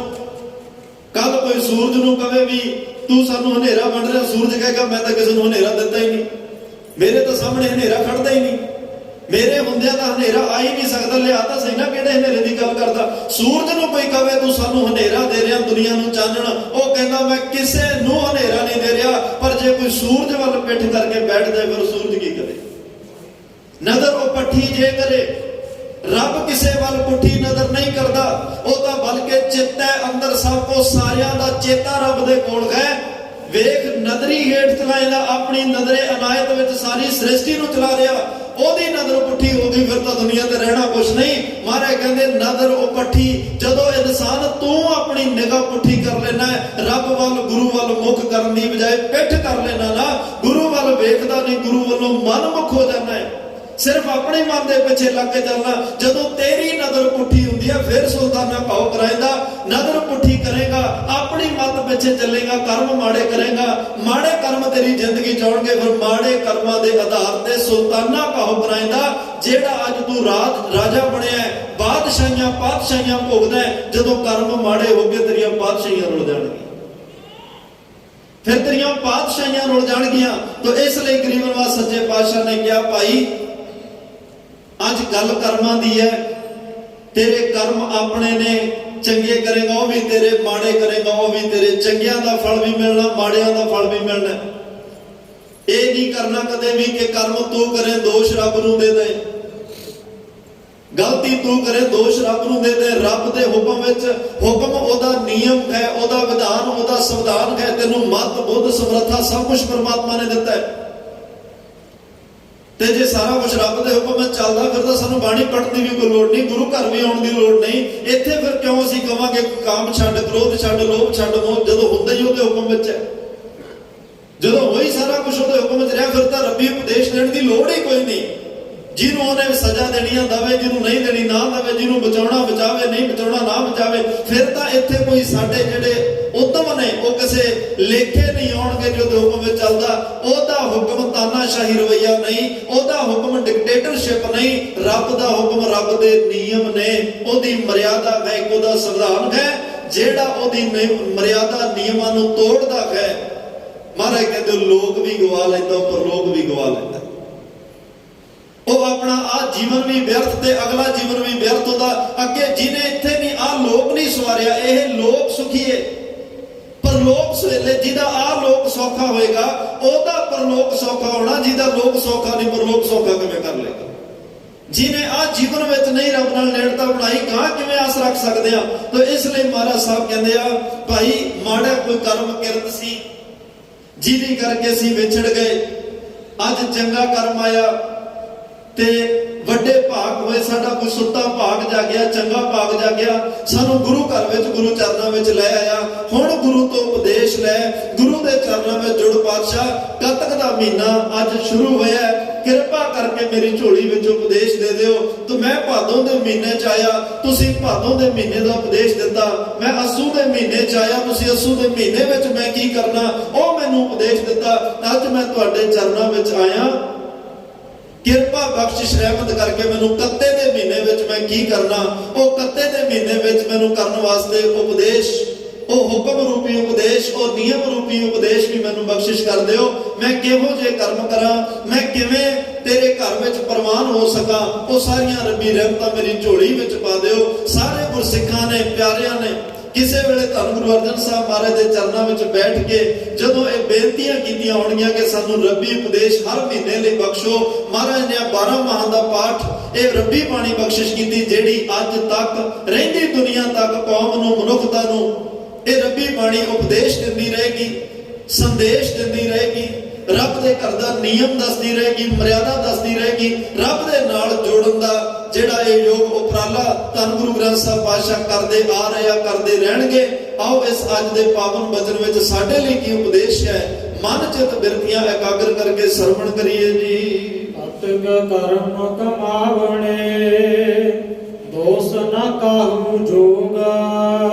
ਕੱਤਕ ਦਾ ਅਰਥ ਹੈ ਕੱਤਕ ਦੇ ਮਹੀਨੇ ਵਿੱਚ ਜਿਹੜੇ ਕਰਮ ਕਮਾ ਰਿਹਾ, ਜਿਹੜੇ ਤੂੰ ਕਰਮ ਕਰ ਰਿਹਾ, ਦੋਸ਼ ਨਾ ਕਾਹੂ ਜੋਗ। ਮਹਾਰਾਜ ਸਾਹਿਬ ਨੇ ਜੋਗ ਦਾ ਅਰਥ ਹੁੰਦਾ ਠੀਕ, ਇਹ ਕਰਮਾਂ ਦੇ ਆਧਾਰ ਤੇ ਤੇਰਾ ਸਾਰਾ ਸਿਸਟਮ ਚੱਲ ਰਿਹਾ। ਜੇ ਰੱਬ ਮਿਲਿਆ, ਜੇ ਚੰਗੇ ਕਰਮ ਸੀ ਤਾਂ ਮਿਲਿਆ, ਜੇ ਚੰਗੇ ਕਰਮ ਕੀਤੇ ਨੇ, ਜੇ ਸ਼ੁਭ ਕਰਮ ਕੀਤੇ ਨੇ ਤਾਂ ਪਰਮਾਤਮਾ ਨਾਲ ਨੇੜਤਾ ਹੋਈ। ਜੇ ਤਾਂ ਕਰਮ ਮਾੜੇ ਕੀਤੇ ਪਰਮਾਤਮਾ ਨਾਲ ਨਹੀਂ ਨੇੜਤਾ ਹੋਈ, ਫਿਰ ਇਹਦਾ ਦੋਸ਼ ਕਿਸੇ ਨੂੰ ਨਾ ਦੇ। ਦੋਸ਼ ਨਾ ਕਾਹੂ ਜੋਗ, ਕਿਸੇ ਹੋਰ ਨੂੰ ਦੋਸ਼ ਦੇਣਾ ਠੀਕ ਗੱਲ ਨਹੀਂ, ਕਿਸੇ ਹੋਰ ਨੂੰ ਦੋਸ਼ ਦੇਣਾ ਇਹ ਯੋਗ ਬਾਤ ਨਹੀਂ ਹੈ। ਆਪਣੇ ਕਰਮਾਂ ਵੱਲ ਝਾਤੀ ਮਾਰ ਕੇ ਦੇਖ, ਫਰੀਦਾ ਆਪਨੜੇ ਗਿਰੀਵਾਨ ਮੈਂ ਸਿਰ ਨੀਵਾਂ ਕਰ ਦੇਖ। ਆਪਣੀ ਜ਼ਿੰਦਗੀ ਦਾ ਵਰਕਾ ਫਰੋਲ ਕੇ ਵੇਖ, ਤੂੰ ਕੀਤਾ ਕੀ ਹੈ ਹੁਣ ਤੱਕ। ਹੁਣ ਤੱਕ ਕਿਹੜੇ ਚੰਗੇ ਕਰਮ, ਕਿਹੜੇ ਮਾੜੇ ਕੀਤੇ ਨੇ। ਕਿਸੇ ਨੂੰ ਦੋਸ਼ ਦੇਣ ਤੋਂ ਪਹਿਲਾਂ ਆਪਣੇ ਕਰਮਾਂ ਵੱਲ ਨਿਗਾਹ ਮਾਰ, ਆਪਣੇ ਜੀਵਨ ਵੱਲ ਨਿਗਾਹ ਮਾਰ, ਫਿਰ ਤੈਨੂੰ ਪਤਾ ਲੱਗੇਗਾ ਕਿ ਮੈਂ ਕਦੋਂ ਮਾੜਾ ਕਰਮ ਤੇ ਕਦੋਂ ਚੰਗਾ ਕਰਮ ਕੀਤਾ। ਕਰਮ ਦੇ ਅਰਥ ਕਿਰਤ ਵੀ ਨੇ। ਮੈਂ ਪਹਿਲਾਂ ਬੇਨਤੀ ਕੀਤੀ ਹੈ, ਕਿਰਤ ਵਾਲਿਆਂ ਨੂੰ ਤਰਜੀਹ। ਧੰਨ ਗੁਰੂ ਨਾਨਕ ਸਾਹਿਬ ਅਹਿਮਦਾਬਾਦ ਜਾਂਦੇ ਆ, ਉੱਥੇ ਅਮੀਰ ਲੋਕ ਵੀ ਵਸਦੇ ਆ, ਈਵਨ ਕਿ ਮਲਕ ਭਾਗੋ ਵਰਗੇ ਉੱਥੇ ਰਹਿੰਦੇ ਆ, ਪਰ ਧੰਨ ਗੁਰੂ ਨਾਨਕ ਸਾਹਿਬ ਜਿਹਦਾ ਦਰਵਾਜ਼ਾ ਆਪ ਜਾ ਕੇ ਖੜਕਾਉਂਦੇ ਆ, ਉਹ ਕੋਈ ਬਹੁਤਾ ਅਮੀਰ ਨਹੀਂ, ਉਹ ਕੋਈ ਵਿਹਲਾ ਇਨਸਾਨ ਨਹੀਂ, ਉਹ ਭਾਈ ਲਾਲੋ ਹੈ ਜਿਹੜਾ ਆਪਣੀ 10 ਨੌਹਾਂ ਦੀ ਕਿਰਤ ਕਰਕੇ ਪਰਿਵਾਰ ਪਾਲਦੇ ਆ। ਉਸ ਘਰ ਵਿੱਚ ਜਾ ਕੇ ਮਹਾਰਾਜ ਬੈਠਦੇ ਆ। ਮਹਾਰਾਜ ਕਹਿੰਦੇ ਕਿਰਤੀ ਲੋਕਾਂ ਨਾਲ ਤਾਂ ਮੇਰੀ ਸਾਂਝ ਹੈ। ਮੋਦੀ ਖਾਨੇ ਦੀ ਕਾਰ ਕਿਰਤ ਕਰਕੇ ਦਸੀ, ਕਰਤਾਰਪੁਰ ਸਾਹਿਬ ਖੇਤੀ ਦੀ ਕਿਰਤ ਕਰਕੇ ਦਸੀ। ਸਿੱਖ ਵਿਹਲਾ ਨਾ ਹੋਵੇ, ਕਿਰਤੀ ਹੋਵੇ। ਕਿਰਤ ਵਿਰਤ ਕਰ ਧਰਮ ਦੀ, ਕਿਰਤ ਵਿਰਤ ਕਰ ਤੇ ਹੱਥੋਂ ਦੇ ਕੇ ਭਲਾ ਮਨਾਵੇ। ਜਿੰਨਾ ਕੁ ਤੇਰੇ ਕੋਲੇ ਸਮਰੱਥਾ ਹੈ, ਜਿੰਨੀ ਕੁ ਪਦਾਰਥ ਦਾਤ ਮਹਾਰਾਜ ਸਾਹਿਬ ਨੇ ਬਖਸ਼ੀ ਆ, ਉਹਦੇ ਵਿੱਚੋਂ ਦਸਵੰਧ ਕੱਢ ਕੇ ਲੋੜਵੰਦਾਂ ਵਿੱਚ ਵੰਡ ਕੇ ਰੱਬ ਦਾ ਸ਼ੁਕਰ ਕਰ, ਪਰਮਾਤਮਾ ਦਾ ਸ਼ੁਕਰ ਕਰ। ਇੱਕ ਪਾਸੇ ਭਾਈ ਲਾਲੋ ਕਿਰਤੀ ਸਿੱਖ ਹੈ, ਕਿਰਤ ਕਰਨ ਵਾਲਾ, ਉਹਦੇ ਘਰ ਗੁਰੂ ਨਾਨਕ ਸਾਹਿਬ ਬੈਠਦੇ ਆ, ਪ੍ਰਸ਼ਾਦਾ ਛਕਦੇ ਆ, ਪਿਆਰ ਕਰਦੇ ਆ, ਤੇ ਨਾਲ ਇੱਕ ਬਚਨ ਕਹਿੰਦੇ ਆ, ਲਾਲੋ ਕੀ ਪਿਆ ਕਰਨਾ? ਕਹਿੰਦਾ ਮਹਾਰਾਜ ਕਿੱਲੇ ਪਿਆ ਕੱਢਦਾ। ਮਹਾਰਾਜ ਕਹਿੰਦੇ ਕਿੱਲੇ ਹੀ ਕੱਢਦਾ ਰਹੇਗਾ, ਸਾਰੀ ਉਮਰ ਕਿੱਲੇ ਘੜੀ ਜਾਏਗਾ। ਪਾਤਸ਼ਾਹ ਦੱਸੋ ਕੀ ਉਪਦੇਸ਼ ਹੈ? ਮਹਾਰਾਜ ਕਹਿੰਦੇ ਮੇਰਾ ਕੰਮ ਹੈ, ਮੈਂ ਸੁਰਤ ਮਤ ਮਨ ਬੁੱਧ ਇਹਨਾਂ ਦੀ ਘਾੜਤ ਘੜਦਾ। ਅੱਜ ਮੈਂ ਤੇਰੀ ਘਾੜਤ ਘੜ ਕੇ ਤੈਨੂੰ ਇੰਨਾ ਵਿਯੋਗ ਬਣਾ ਦੇਣਾ ਕਿ ਤੂੰ ਕਿੱਲੇ ਘੜਨ ਦੇ ਨਾਲ ਨਾਲ ਲੋਕਾਂ ਦੇ ਜੀਵਨ ਵੀ ਘੜ, ਮਨੁੱਖਤਾ ਦੇ ਜੀਵਨ ਵੀ ਘੜ। ਦੁਨੀਆ ਨੂੰ ਦੱਸ ਤੇਰੇ ਲਈ ਆ ਚੰਗਾ ਕਰਮ ਹੈ, ਆ ਭਾਈ ਮਾੜਾ ਕਰਮ ਹੈ। ਤੂੰ ਰੱਬ ਦੇ ਨਿਯਮਾਂ ਮੁਤਾਬਕ ਉਸ ਨਿਯਮ ਨੂੰ ਸਮਝ ਕੇ ਚੱਲ, ਰੱਬ ਦੇ ਸੰਵਿਧਾਨ ਨੂੰ ਸਮਝ ਕੇ ਚੱਲ, ਚੰਗੇ ਕਰਮ ਕਰਦਾ ਤੁਰੇਗਾ। ਤੇਰੀ ਇੱਕ ਦਿਨ ਗੁਰੂ ਨਾਲ ਨੇੜਤਾ ਹੋ ਜਾਏਗੀ, ਇੱਕ ਦਿਨ ਪਰਮਾਤਮਾ ਨਾਲ ਨੇੜਤਾ ਹੋ ਜਾਏਗੀ, ਇੱਕ ਦਿਨ ਗੁਰੂ ਦੇ ਵਿੱਚ ਸਮਾ ਜਾਏਗਾ, ਅਭੇਦ ਹੋ ਜਾਏਗਾ। ਇੱਕ ਪਾਸੇ ਧੰਨ ਗੁਰੂ ਗੋਬਿੰਦ ਸਿੰਘ ਪਾਤਸ਼ਾਹ ਕੋਲ ਇੱਕ ਬੱਚਾ ਬਾਟਾ ਭਰ ਕੇ ਜਲ ਦਾ ਲੈ ਕੇ ਆਉਂਦਾ ਹੈ, ਤੇ ਮਹਾਰਾਜ ਜਲ ਛਕਣ ਤੋਂ ਪਹਿਲਾਂ ਦੇ ਕੋਮਲ ਹੱਥਾਂ ਨੂੰ ਵੇਖਦੇ ਆ। ਮਹਾਰਾਜ ਪੁੱਛਦੇ ਆ ਵੀ ਕਦੇ ਕਿਰਤ ਕੀਤੀ, ਕੰਮ ਕੀਤਾ? ਉਹ ਕਹਿੰਦਾ ਨਹੀਂ ਕੀਤਾ। ਮਹਾਰਾਜ ਕਹਿੰਦੇ ਫਿਰ ਜਿਸ ਹੱਥਾਂ ਨੇ ਕਦੇ ਕਰਮ ਨਹੀਂ ਕੀਤਾ, ਇਹੋ ਜੇ ਨਿਭਾਗੇ ਹੱਥਾਂ ਦੇ ਕੋਲੋਂ ਮੈਂ ਜਲ ਨਹੀਂ ਛਕ ਸਕਦਾ। ਜੇ ਨੇ ਕਿਰਤ ਨਹੀਂ ਕੀਤੀ ਤਾਂ ਇਹਨਾਂ ਹੱਥਾਂ ਨੇ ਕਦੇ ਸੇਵਾ ਵੀ ਨਹੀਂ ਕੀਤੀ ਹੋਏਗੀ, ਇਹਨਾਂ ਹੱਥਾਂ ਨੇ ਕਦੇ ਕਿਸੇ ਦਾ ਕੁਝ ਸਵਾਰਿਆ ਵੀ ਨਹੀਂ ਹੋਏਗਾ। ਜਿਸ ਹੱਥ ਨੇ ਕਰਮ ਹੀ ਕੋਈ ਨਹੀਂ ਕੀਤਾ, ਇਸ ਹੱਥ ਨੇ ਕਦੇ ਸੰਗਤ ਦੇ ਬਰਤਨ ਨਹੀਂ ਮਾਂਜੇ ਹੋਣੇ, ਇਹਨਾਂ ਹੱਥਾਂ ਨੇ ਸੰਗਤ ਦੇ ਜੋੜੇ ਨਹੀਂ ਝਾੜੇ ਹੋਣੇ, ਇਹਨਾਂ ਹੱਥਾਂ ਨੇ ਕਦੇ ਕਿਸੇ ਦੀ ਝੋਲੀ ਵਿੱਚ ਕੁਝ ਪਾਇਆ ਨਹੀਂ ਹੋਣਾ, ਤੇ ਮੈਂ ਇਹਨਾਂ ਹੱਥਾਂ ਦੇ ਕੋਲੋਂ ਕਿਵੇਂ ਛਕ ਸਕਦਾ? ਮੇਰੇ ਘਰ ਵਿੱਚ ਤਾਂ ਹੱਥ ਉਹ ਪਰਿਵਾਰ ਨੇ, ਭਾਵੇਂ ਧੰਨਾ ਘਾਈਆ ਕਿਉਂ ਨਾ ਹੋਵੇ, ਮੈਂ ਬਾਹਰਲਾ ਸਰੀਰ, ਬਾਹਰਲੇ ਕੱਪੜੇ ਨਹੀਂ ਵੇਖਦਾ ਵੀ ਫਟੇ ਨੇ, ਪੁਰਾਣੇ ਨੇ, ਪਸੀਨੇ ਦੀ ਬੋ ਆ ਰਹੀ ਆ। ਮੈਂ ਤਾਂ ਇਹ ਵੇਖਦਾ ਮੇਰਾ ਸਿੱਖ ਧਰਮ ਦੀ ਕਿਰਤ ਕਰ ਰਿਹਾ ਹੈ, ਦਸਾਂ ਨੋਹਾਂ ਦੀ ਕਿਰਤ ਕਰਕੇ ਹੱਕ ਸੱਚ ਦੀ ਕਮਾਈ ਨਾਲ ਪਰਿਵਾਰ ਪਾਲ ਰਿਹਾ ਹੈ, ਨਾਲ ਨਾਲ ਧਰਮ ਕਮਾ ਰਿਹਾ, ਚੰਗੇ ਕਰਮ ਕਰ ਰਿਹਾ, ਮੇਰੀ ਉਹਨਾਂ ਲੋਕਾਂ ਨਾਲ ਸਾਂਝ ਹੈ। ਤਾਂ ਮਹਾਰਾਜ ਕਹਿ ਰਿਹਾ ਕੱਤਕ ਦੇ ਮਹੀਨੇ ਵਿੱਚ ਭਾਈ ਤੇਰੇ ਕਰਮਾਂ ਤੇ ਆ ਕੇ ਗੱਲ ਖੜੀ, ਕਰਮਾਂ ਕਰਕੇ ਰੱਬ ਦੇ ਨੇੜੇ ਹੋ ਗਿਆ, ਕਰਮਾਂ ਕਰਕੇ ਦੂਰ ਹੋ ਗਿਆ, ਕਰਮਾਂ ਕਰਕੇ ਰੱਬੀ ਬਖਸ਼ਿਸ਼ ਮਿਲੀ, ਉਹਦੀ ਬਖਸ਼ਿਸ਼ ਮਿਲ ਗਈ। ਤੇਰੇ ਕਰਮ ਮਾੜੇ ਨੇ ਤੇ ਮਾੜੇ ਕਰਮਾਂ ਵਾਲੇ ਭਟਕਦੇ ਫਿਰ ਰਹੇ ਨੇ, ਇਹਦਾ ਦੋਸ਼ ਕਿਸੇ ਹੋਰ ਨੂੰ ਨਾ ਦੇ, ਦੋਸ਼ ਨਾ ਕਾਹੂ ਜੋਗ, ਕਿਸੇ ਨੂੰ ਹੋਰ ਦੋਸ਼ ਦੇਣਾ ਇਹ ਠੀਕ ਬਾਤ ਨਹੀਂ। ਦੱਦਾ ਦੋਸ਼ ਨਾ ਦੇਉ ਕਿਸੇ, ਦੋਸ਼ ਕਰਮਾ ਆਪਣਿਆਂ, ਜੋ ਮੈਂ ਕੀਆ ਸੋ ਮੈਂ ਪਾਇਆ, ਦੋਸ਼ ਨਾ ਦੀਜੈ ਅਵਰਜਨਾ। ਇਹ ਤੇਰੇ ਕਰਮਾਂ ਦੇ ਹਿਸਾਬ ਨਾਲ ਤੈਨੂੰ ਇਹ ਫਲ ਮਿਲ ਰਹੇ ਹਨ। ਪਰਮੇਸ਼ਰ ਤੇ ਭੁੱਲਿਆ ਵਿਆਪਨ ਸਭੇ ਰੋਗ। ਪਰਮਾਤਮਾ ਨੂੰ ਭੁੱਲਣ ਦੇ ਨਾਲ ਸਾਰੇ ਰੋਗ ਨੇ ਉਹ ਜਿਹੜੇ ਵਿਆਪਦੇ ਆ, ਤਿੰਨੇ ਤਾਪ, ਚਾਹੇ ਉਹ ਮਨ ਦੇ ਰੋਗ, ਤਨ ਦੇ ਰੋਗ, ਆਤਮਾ ਦੇ ਰੋਗ, ਇਹ ਤਿੰਨੇ ਤਰ੍ਹਾਂ ਦੇ ਰੋਗ ਸਾਨੂੰ ਲੱਗ ਜਾਂਦੇ ਨੇ ਜਿਹੜੇ ਪਰਮਾਤਮਾ ਤੋਂ ਭੁੱਲਦੇ ਨੇ। ਕੱਤਕ ਦੇ ਮਹੀਨੇ ਵਿੱਚ ਗੁਰੂ ਕੋਲ ਆ ਕੇ ਇੱਕ ਗੱਲ ਦੀ ਸਮਝ ਲੱਗੀ ਵੀ ਰੋਗ ਲੱਗਦਾ ਕਿਉਂ ਹੈ। ਅੱਜ ਕਿਸੇ ਨੂੰ ਕੋਈ ਬਿਮਾਰੀ ਗੰਭੀਰ ਹੋਵੇ, ਸੀ ਡਾਕਟਰ ਨੂੰ ਹੀ ਜਾ ਕੇ ਪੁੱਛਦੇ ਨਾ ਵੀ ਇਹਦਾ ਰੂਟ ਕਾਜ਼ ਦੱਸ, ਇਹ ਬਿਮਾਰੀ ਲੱਗੀ ਕਿਉਂ। ਇਹਨੂੰ ਡਾਇਗਨੋਸਿਸ ਦਾ ਡਾਕਟਰ ਪੈਸੇ ਫੀਸ ਵੀ ਇਸੇ ਗੱਲ ਦੀ ਲੈਂਦਾ ਵੀ ਉਹ ਸਾਨੂੰ ਬਿਮਾਰੀ ਦੀ ਡਾਇਗਨੋਸਿਸ ਕਰਕੇ ਦੱਸਦਾ ਵੀ ਇਹ ਰੋਗ ਤਾਂ ਲੱਗਿਆ। ਪੇਟ 'ਚ ਦਰਦ ਹੋਏਗਾ ਤਾਂ ਹੁੰਦਾ, ਕੁਝ ਗਲਤ ਖਾਦਾ, ਡਾਕਟਰ ਪੁੱਛਦਾ ਵੀ ਰਾਤ ਕੀ ਖਾਦਾ ਸੀ, ਕੱਲ ਦਿਨ 'ਚ ਕੀ ਖਾਦਾ ਸੀ, ਕੁਝ ਗਲਤ ਖਾਦਾ ਹੋਏਗਾ ਤਾਂ ਤੇਰੇ ਦਰਦ ਹੋ ਰਿਹਾ ਹੈ, ਕੁਝ ਗਲਤ ਕੀਤਾ ਹੋਏਗਾ ਤਾਂ ਦਰਦ ਹੋ ਰਿਹਾ ਹੈ। ਤੇ ਇਹ ਜਦੋਂ ਸਾਨੂੰ ਰੋਗ ਦੀ ਡਾਇਗਨੋਸਿਸ ਡਾਕਟਰ ਕਰਕੇ ਦਿੰਦਾ ਹੈ, ਅੱਜ ਗੁਰੂ ਕੋਲ ਆਏ ਹੋ, ਗੁਰੂ ਨੇ ਇੱਕ ਡਾਇਗਨੋਸਿਸ ਕਰਕੇ ਸਾਨੂੰ ਦੱਸ ਦਿੱਤੀ ਵੀ ਜਿਹੜੇ ਤੈਨੂੰ ਅੱਜ ਰੋਗ ਲੱਗਿਆ ਨਾ, ਉਹ ਇਸ ਕਰਕੇ ਲੱਗਿਆ ਕਿਉਂਕਿ ਤੂੰ ਪਰਮਾਤਮਾ ਨੂੰ ਭੁੱਲ ਗਿਆ। ਦੁੱਖ ਤਦੇ ਜਦ ਵਿਸਰ ਜਾਵੇ, ਦੁੱਖ ਉਦੋਂ ਹੀ ਸ਼ੁਰੂ ਹੁੰਦੇ ਆ, ਦੁੱਖਾਂ ਦੀ ਸ਼ੁਰੂਆਤ ਉਸ ਦਿਨ ਤੋਂ ਹੋਣੀ ਸ਼ੁਰੂ ਹੋ ਜਾਂਦੀ ਹੈ ਜਿਸ ਦਿਨ ਅਸੀਂ ਪਰਮਾਤਮਾ ਨੂੰ ਭੁੱਲਣ ਲੱਗ ਜਾਂਦੇ ਆ। ਪਰਮਾਤਮਾ ਨੂੰ ਭੁੱਲਣ ਵਾਲਿਆਂ ਦੀ ਜ਼ਿੰਦਗੀ ਵਿੱਚ ਕੱਲੇ ਰੋਗ, ਸੰਤਾਪ, ਦੁੱਖ, ਉਹ ਤਿੰਨੇ ਰੋਗਾਂ ਕਰਕੇ ਆਦ ਵਿਆਦ ਉਪਾਦ ਮਨ ਤਨ ਆਤਮਿਕ ਕਰਕੇ ਜਿਹੜੇ ਰੋਗ ਨੇ, ਇਹਨਾਂ ਕਰਕੇ ਹਰ ਵੇਲੇ ਵਿਲਕਦੇ ਨੇ, ਕਲਪਦੇ ਨੇ, ਖਿੱਚਦੇ ਨੇ, ਉਹਨਾਂ ਨੂੰ ਕਿਤੇ ਸ਼ਾਂਤੀ ਕੋਈ ਢੋਈ ਨਹੀਂ ਮਿਲਦੀ। ਮਾਰੇ ਕਹਿੰਦੇ ਰੱਬ ਨੂੰ ਭੁੱਲਣ ਵਾਲਿਆਂ ਨੂੰ ਭਾਈ ਸਾਰੇ ਤਰ੍ਹਾਂ ਦੇ ਰੋਗ ਵਿਆਪ ਜਾਂਦੇ ਹਨ। ਬੇਮੁਖ ਹੋਏ ਰਾਮ ਤੇ ਲੱਗਨ ਜਨਮ ਵਿਜੋਗ। ਵਿਜੋਗ ਦਾ ਅਰਥ ਹੁੰਦਾ ਵਿਛੋੜਾ। ਜਿਹੜੇ ਗੁਰੂ ਤੋਂ ਰਾਮ ਪਰਮਾਤਮਾ ਤੋਂ ਬੇਮੁਖ ਹੋ ਗਏ, ਰਮੇ ਹੋਏ ਰਾਮ ਵਾਹਿਗੁਰੂ ਤੋਂ ਬੇਮੁਖ ਹੋ ਗਏ, ਫਿਰ ਜਨਮਾਂ ਜਨਮਾਂ ਦੇ ਵਿਛੋੜੇ ਚੱਲਣੇ ਪੈਂਦੇ ਨੇ। ਕਦੇ ਕਿਸੇ ਜੂਨੀ ਵਿੱਚ, ਕਦੇ ਕਿਸੇ ਜੂਨੀ ਵਿੱਚ। ਜਿਹੜਾ ਆਹ ਪੌੜੀ ਤੋਂ ਤਿਲਕ ਗਿਆ ਨਾ ਮਨੁੱਖਾ ਜਨਮ ਦੀ ਪੌੜੀ ਤੋਂ, ਆ ਸਾਡੇ ਕੋਲੇ ਅਵਸਰ ਹੈ, ਇਹ ਤੇਰੀ ਅਵਸਰ, ਇਹ ਤੇਰੀ ਬਾਹਰ ਘੱਟ ਭੀਤਰ ਤੂੰ ਦੇਖ ਵਿਚਾਰ। ਭਾਈ ਹਿਰਦੇ ਵਿੱਚ ਇਸ ਗੱਲ ਦੀ ਵਿਚਾਰ ਕਰਕੇ ਵੇਖ। ਹੁਣ ਤੇਰੇ ਕੋਲੇ ਸੁਣਨ ਲਈ ਕੰਨ ਨੇ, ਵੇਖਣ ਲਈ ਅੱਖਾਂ ਨੇ, ਚੰਗੇ ਮਾੜੇ ਦਾ ਨਿਰਣਾ ਕਰਨ ਲਈ ਬੁੱਧੀ ਹੈ, ਤੇਰੇ ਕੋਲੇ ਮਤ ਹੈ, ਤੇਰੇ ਕੋਲੇ ਮਨ ਹੈ, ਤੇਰੇ ਕੋਲੇ ਦਿਮਾਗ ਹੈ, ਤੈਨੂੰ ਪਤਾ ਹੈ ਕੀ ਚੰਗਾ ਕੀ ਮਾੜਾ, ਕੀ ਬੁਰਾ ਤੇ ਕੀ ਭਲਾ ਹੈ। ਤੈਨੂੰ ਇਹ ਵੀ ਪਤਾ ਤੇਰਾ ਲੋਕ ਪਰਲੋਕ ਵਿੱਚ ਸਹਾਇਕ ਕੌਣ ਹੋ ਸਕਦਾ ਹੈ। ਇਹ ਸਾਰੀਆਂ ਗੱਲਾਂ ਪਤਾ ਹੋਣ ਦੇ ਬਾਵਜੂਦ ਵੀ ਜੇ ਤੂੰ ਇਹ ਗੱਲਾਂ ਨੂੰ ਦਰਕਿਨਾਰ ਕਰਕੇ ਚੱਲੇਗਾ, ਫਿਰ ਇਹਦੇ ਵਿੱਚ ਸੂਰਜ ਦਾ ਕਸੂਰ ਨਹੀਂ ਕਿ ਉਹ ਤੈਨੂੰ ਰੋਸ਼ਨੀ ਨਹੀਂ ਦੇ ਰਿਹਾ, ਪਿੱਠ ਤੂੰ ਆਪ ਕੀਤੀ ਆ। ਕਸੂਰ ਕੋਈ ਗੁਰੂ ਦਾ ਨਹੀਂ, ਗੁਰੂ ਤਾਂ ਕਿਸੇ ਦਾ ਮਾੜਾ ਕਰਦਾ ਨਹੀਂ, ਸਤਿਗੁਰ ਸਭਨਾਂ ਦਾ ਭਲਾ ਬਣਾਏਗਾ। ਉਹ ਸਾਰਿਆਂ ਦਾ ਭਲਾ ਮੰਗਦਾ ਤੇ ਕਰਦਾ ਵੀ ਹੈ। ਪਰ ਜੇ ਹੁਣ ਤੂੰ ਭਲਾ ਕਰਾਉਣਾ ਹੀ ਨਾ ਚਾਵੇਂ, ਜੇ ਤੂੰ ਆਪ ਹੀ ਗੁਰੂ ਵੱਲ ਵੇਮੁਖ ਹੋ ਕੇ ਚੱਲੇ, ਗੁਰੂ ਵੱਲ ਪਿੱਠ ਕਰਕੇ ਤੁਰੇ, ਫਿਰ ਸਤਿਗੁਰੂ ਪਾਤਸ਼ਾਹ ਕਹਿੰਦੇ ਮੈਨੂੰ ਦੋਸ਼ ਨਾ ਦਈ, ਮੇਰਾ ਕਸੂਰ ਨਹੀਂ, ਫਿਰ ਇਹ ਸਾਰਾ ਕਸੂਰ ਤੇਰਾ ਹੋਏਗਾ। ਮਹਾਰਾਜ ਸਾਹਿਬ ਕਹਿੰਦੇ ਵੇਮੁਖ ਹੋਏ ਰਾਮ ਤੇ ਲੱਗਣ ਜਨਮ ਵਿਜੋਗ। ਜਿਹੜੇ ਰੱਬ ਪਰਮਾਤਮਾ ਤੋਂ ਵੇਮੁਖ ਹੋ ਗਏ ਭਾਈ, ਜਨਮਾਂ ਜਨਮਾਂ ਦੇ ਵਿਛੋੜੇ ਸਹਿਣੇ ਪੈਂਦੇ ਹਨ। ਕਿਨ ਮਹਿ ਕੌੜੇ ਹੋਏ ਗਏ ਜਿਤੜੇ ਮਾਇਆ ਭੋਗ। ਭੋਗ ਦਾ ਮਤਲਬ ਜਿਹੜੇ ਆ ਸਰੀਰ ਦੇ ਲਈ ਤੂੰ ਰਸ ਪਦਾਰਥ ਸੁੱਖ ਦੇਣ ਲਈ ਰਸ ਭੋਗ ਵਿਲਾਸ ਕਰਦਾ, ਇਹ ਪੈਦਾ ਕੀਤੇ ਆ ਨਾ, ਇਹ ਤਾਂ ਜਿਸ ਦਿਨ ਕੋਈ ਰੋਗ ਲੱਗਿਆ ਉਸ ਦਿਨ ਖਿਨ ਮੈਂ ਕੌੜੇ ਹੋਏ ਗਏ। ਖੰਡ ਮਿੱਠੀ ਹੁੰਦੀ ਹੈ, ਸ਼ੂਗਰ ਦੇ ਕਰਕੇ ਕੌੜੀ ਲੱਗਦੀ ਹੈ, ਉਹਦੇ ਲਈ ਜ਼ਹਿਰ ਬਣ ਗਈ। ਕੋਈ ਹੋਰ ਰੋਗ ਲੱਗ ਜਾਏ, ਇਹ ਸਾਰੇ ਜਿਵੇਂ ਪਦਾਰਥ ਛਕਣ ਲੱਗਿਆ ਕੌੜੇ ਲੱਗਦੇ ਆ। ਜਦੋਂ ਮਹਾਰਾਜ ਕਹਿੰਦੇ ਆਤਮਾ ਨੂੰ ਤਰ੍ਹਾਂ ਤਰ੍ਹਾਂ ਦੇ ਰੋਗ ਸੰਤਾਪ ਲੱਗ ਗਏ, ਤੈਨੂੰ ਸਮਝ ਆ ਗਈ ਕਿ ਮੇਰਾ ਤਾਂ ਹੈ ਹੀ ਕੁਛ ਨਹੀਂ, ਮੈਂ ਛੱਡ ਜਾਣਾ, ਤੇ ਜਿਸ ਦਿਨ ਛੱਡ ਕੇ ਤੁਰੇਗਾ ਇਹ ਸਾਰੇ ਭੋਗ ਵਿਲਾਸ, ਇਹ ਕੌੜੇ ਵੀ ਹੋਣਗੇ, ਪਰਾਏ ਵੀ ਹੋਣਗੇ ਕਿ ਖਿੰਨ ਵਿੱਚ ਤੈਨੂੰ ਛੱਡ ਜਾਣਗੇ ਜੀ। ਵਿੱਚ ਨਾ ਕੋਈ ਕਰ ਸਕੈ, ਕਿਸ ਥੈ ਰੋਵਹਿ ਰੋਜ। ਵਿੱਚ ਚੱਚੇ ਨੂੰ ਔਂਕੜ ਹੈ, ਵਿੱਚ ਦਾ ਅਰਥ ਹੈ ਵਿਚੋਲਾ। ਪਰ ਪਾਤਸ਼ਾਹ ਕਹਿੰਦੇ ਕਰਮ ਸਾਰੀ ਜ਼ਿੰਦਗੀ ਮਾੜੇ ਕਰਕੇ ਫਿਰ ਕੱਲ ਤੋਂ ਵਿਚੋਲਾ ਲੱਭੇ ਵੀ ਮੇਰਾ ਹੁਣ ਵਿਚੋਲਾ ਕੌਣ ਬਣੇ, ਕਿਹੜਾ ਮੇਰੀ ਗੁਰੂ ਪਰਮਾਤਮਾ ਨਾਲ ਸੰਧੀ ਕਰਾਵੇ। ਮਹਾਰਾਜ ਕਹਿੰਦੇ ਜਿਹਨੂੰ ਵਿਚੋਲਾ ਪਾਉਣ ਦੀ ਕੋਸ਼ਿਸ਼ ਕਰੇਗਾ ਨਾ ਵੀ ਮੇਰੇ ਕੋਲੇ ਆ ਦੁੱਖ ਹੈ, ਮੈਨੂੰ ਇਹੋ ਜਿਹਾ ਦੁੱਖ ਲੱਗਿਆ, ਉੱਥੇ ਉਹਨੇ ਆਪਣੀਆਂ ਪੰਡਾਂ ਖੁੱਲ ਕੇ ਬਹਿ ਜਾਣਾ। ਦੁੱਖ ਕੀਆਂ ਪੰਡਾਂ ਖੁੱਲੀਆਂ ਸੁਖ ਨਾ ਨਿਕਸੈ, ਨਿਕਸਿਓ ਕੋਏ। ਜਿਹਦੇ ਕੋਲੇ ਆਪਣਾ ਦੁੱਖ ਰੋਏਗਾ ਉਹਦੇ ਕੋਲ ਤੇਰੇ ਨਾਲੋਂ ਵੱਡੇ ਦੁੱਖ ਹੋਣਗੇ। ਕਿਸ ਥੈ ਰੋਵੇ ਰੋਜ਼, ਕਿਹਦੇ ਅੱਗੇ ਰੋਜ਼ ਰੋਏਗਾ। ਕੋਈ ਇਸ ਗੱਲ ਵਿੱਚ ਵਿਚੋਲਾ ਨਹੀਂ ਬਣਨਾ। ਜਿਹੋ ਜਿਹੇ ਤੇ ਕਰਮ ਕੀਤੇ ਤੈਨੂੰ ਭੋਗਣੇ ਪੈਣੇ। ਜਿਹਦੇ ਕੋਲੇ ਦੁੱਖ ਰੋਏਗਾ ਉਹ ਤੇਰੇ ਤੋਂ ਵੱਡਾ ਦੁਖੀ ਹੋਏਗਾ। ਇਸ ਲਈ ਮਹਾਰਾਜ ਸਾਹਿਬ ਕਹਿੰਦੇ ਦੁੱਖ ਸੁੱਖ ਤੁਝ ਹੀ ਪਾਸ, ਤੂੰ ਗੁਰੂ ਨਾਲ ਆਪਣਾ ਦੁੱਖ ਸੁੱਖ ਸਾਂਝਾ ਕਰ ਲਾ, ਸਤਿਗੁਰੂ ਕਿਰਪਾ ਕਰਨਗੇ।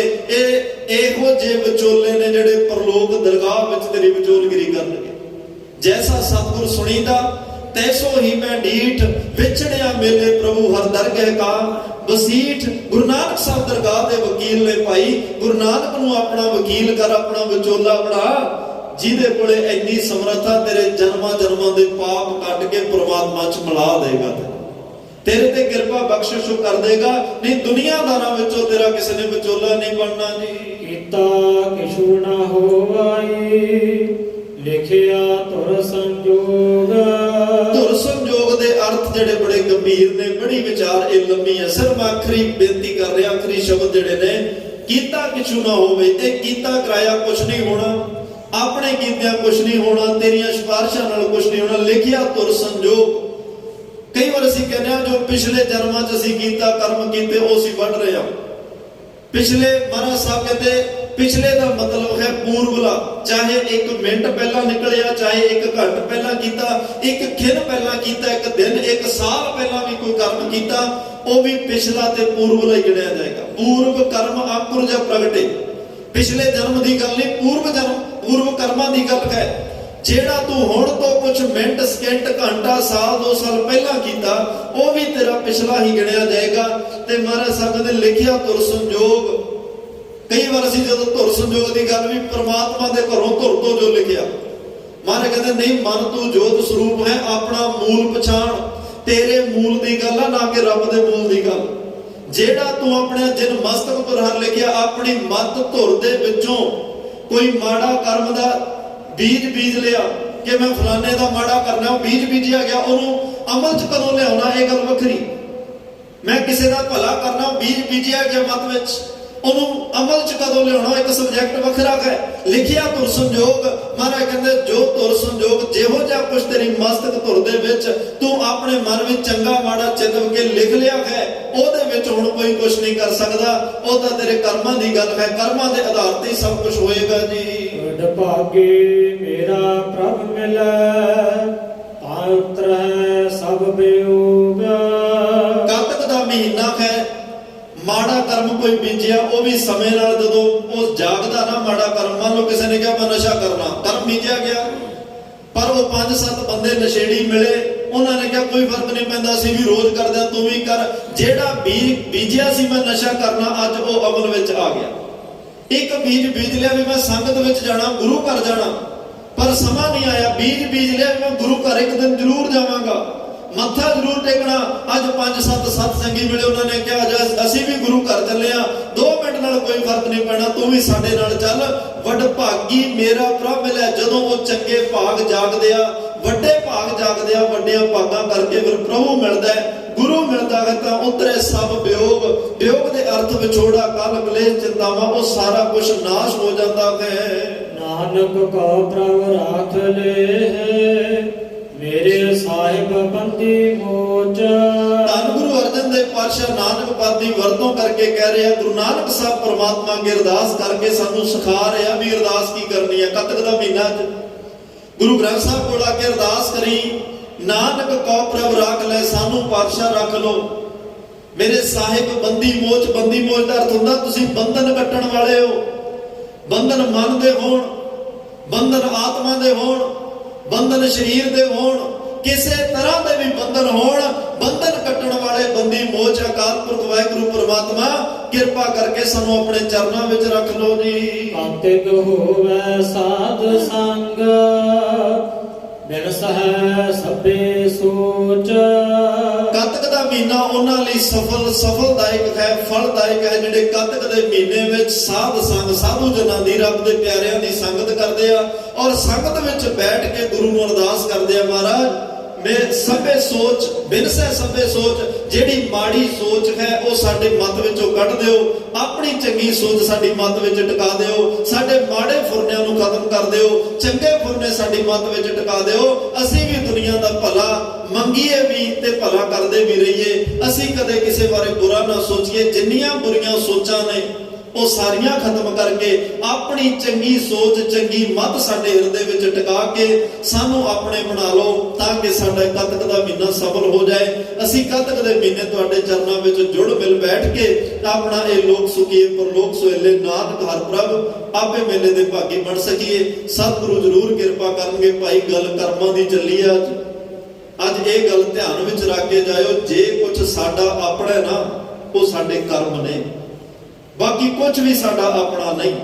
ਚੰਗੇ ਕਰਮ ਕਰੋਗੇ ਉਹ ਵੀ ਸਾਡੇ ਆ, ਮਾੜੇ ਕਰੋਗੇ ਉਹ ਵੀ ਸਾਡੇ ਆ। ਜਿਹਨੇ ਕਰਨੇ ਆ ਉਸੇ ਦੇ ਆ। ਇਹ ਨਾ ਸੋਚ ਲੈਣਾ ਵੀ ਪਤਾ ਨਹੀਂ ਮੇਰੇ ਨਾਲ ਕਿੰਨੇ ਕੇ ਕਰਮਾਂ ਵਿੱਚ ਭਾਈਵਾਲ ਹੋਣਗੇ, ਕੋਈ ਨਹੀਂ। ਸਾਰਾ ਕੁਝ ਅੰਤ ਨਵੇਰਾ ਤੇਰੇ ਜੀ ਪਹਿਲੀ ਤੇ। ਇਹ ਸਾਡੇ ਇਕੱਲੇ ਜੀਵ ਆਤਮਾ ਦੀ ਗੱਲ, ਚੰਗਾ ਮਾੜੇ ਦਾ ਹਿਸਾਬ ਸਾਡੇ ਨਾਲ ਹੀ ਹੋਣਾ। ਸਾਨੂੰ ਚੰਗਿਆਂ ਬਾਰੇ ਵੀ ਪੁੱਛਿਆ ਜਾਣਾ, ਮਾੜਿਆਂ ਬਾਰੇ ਵੀ।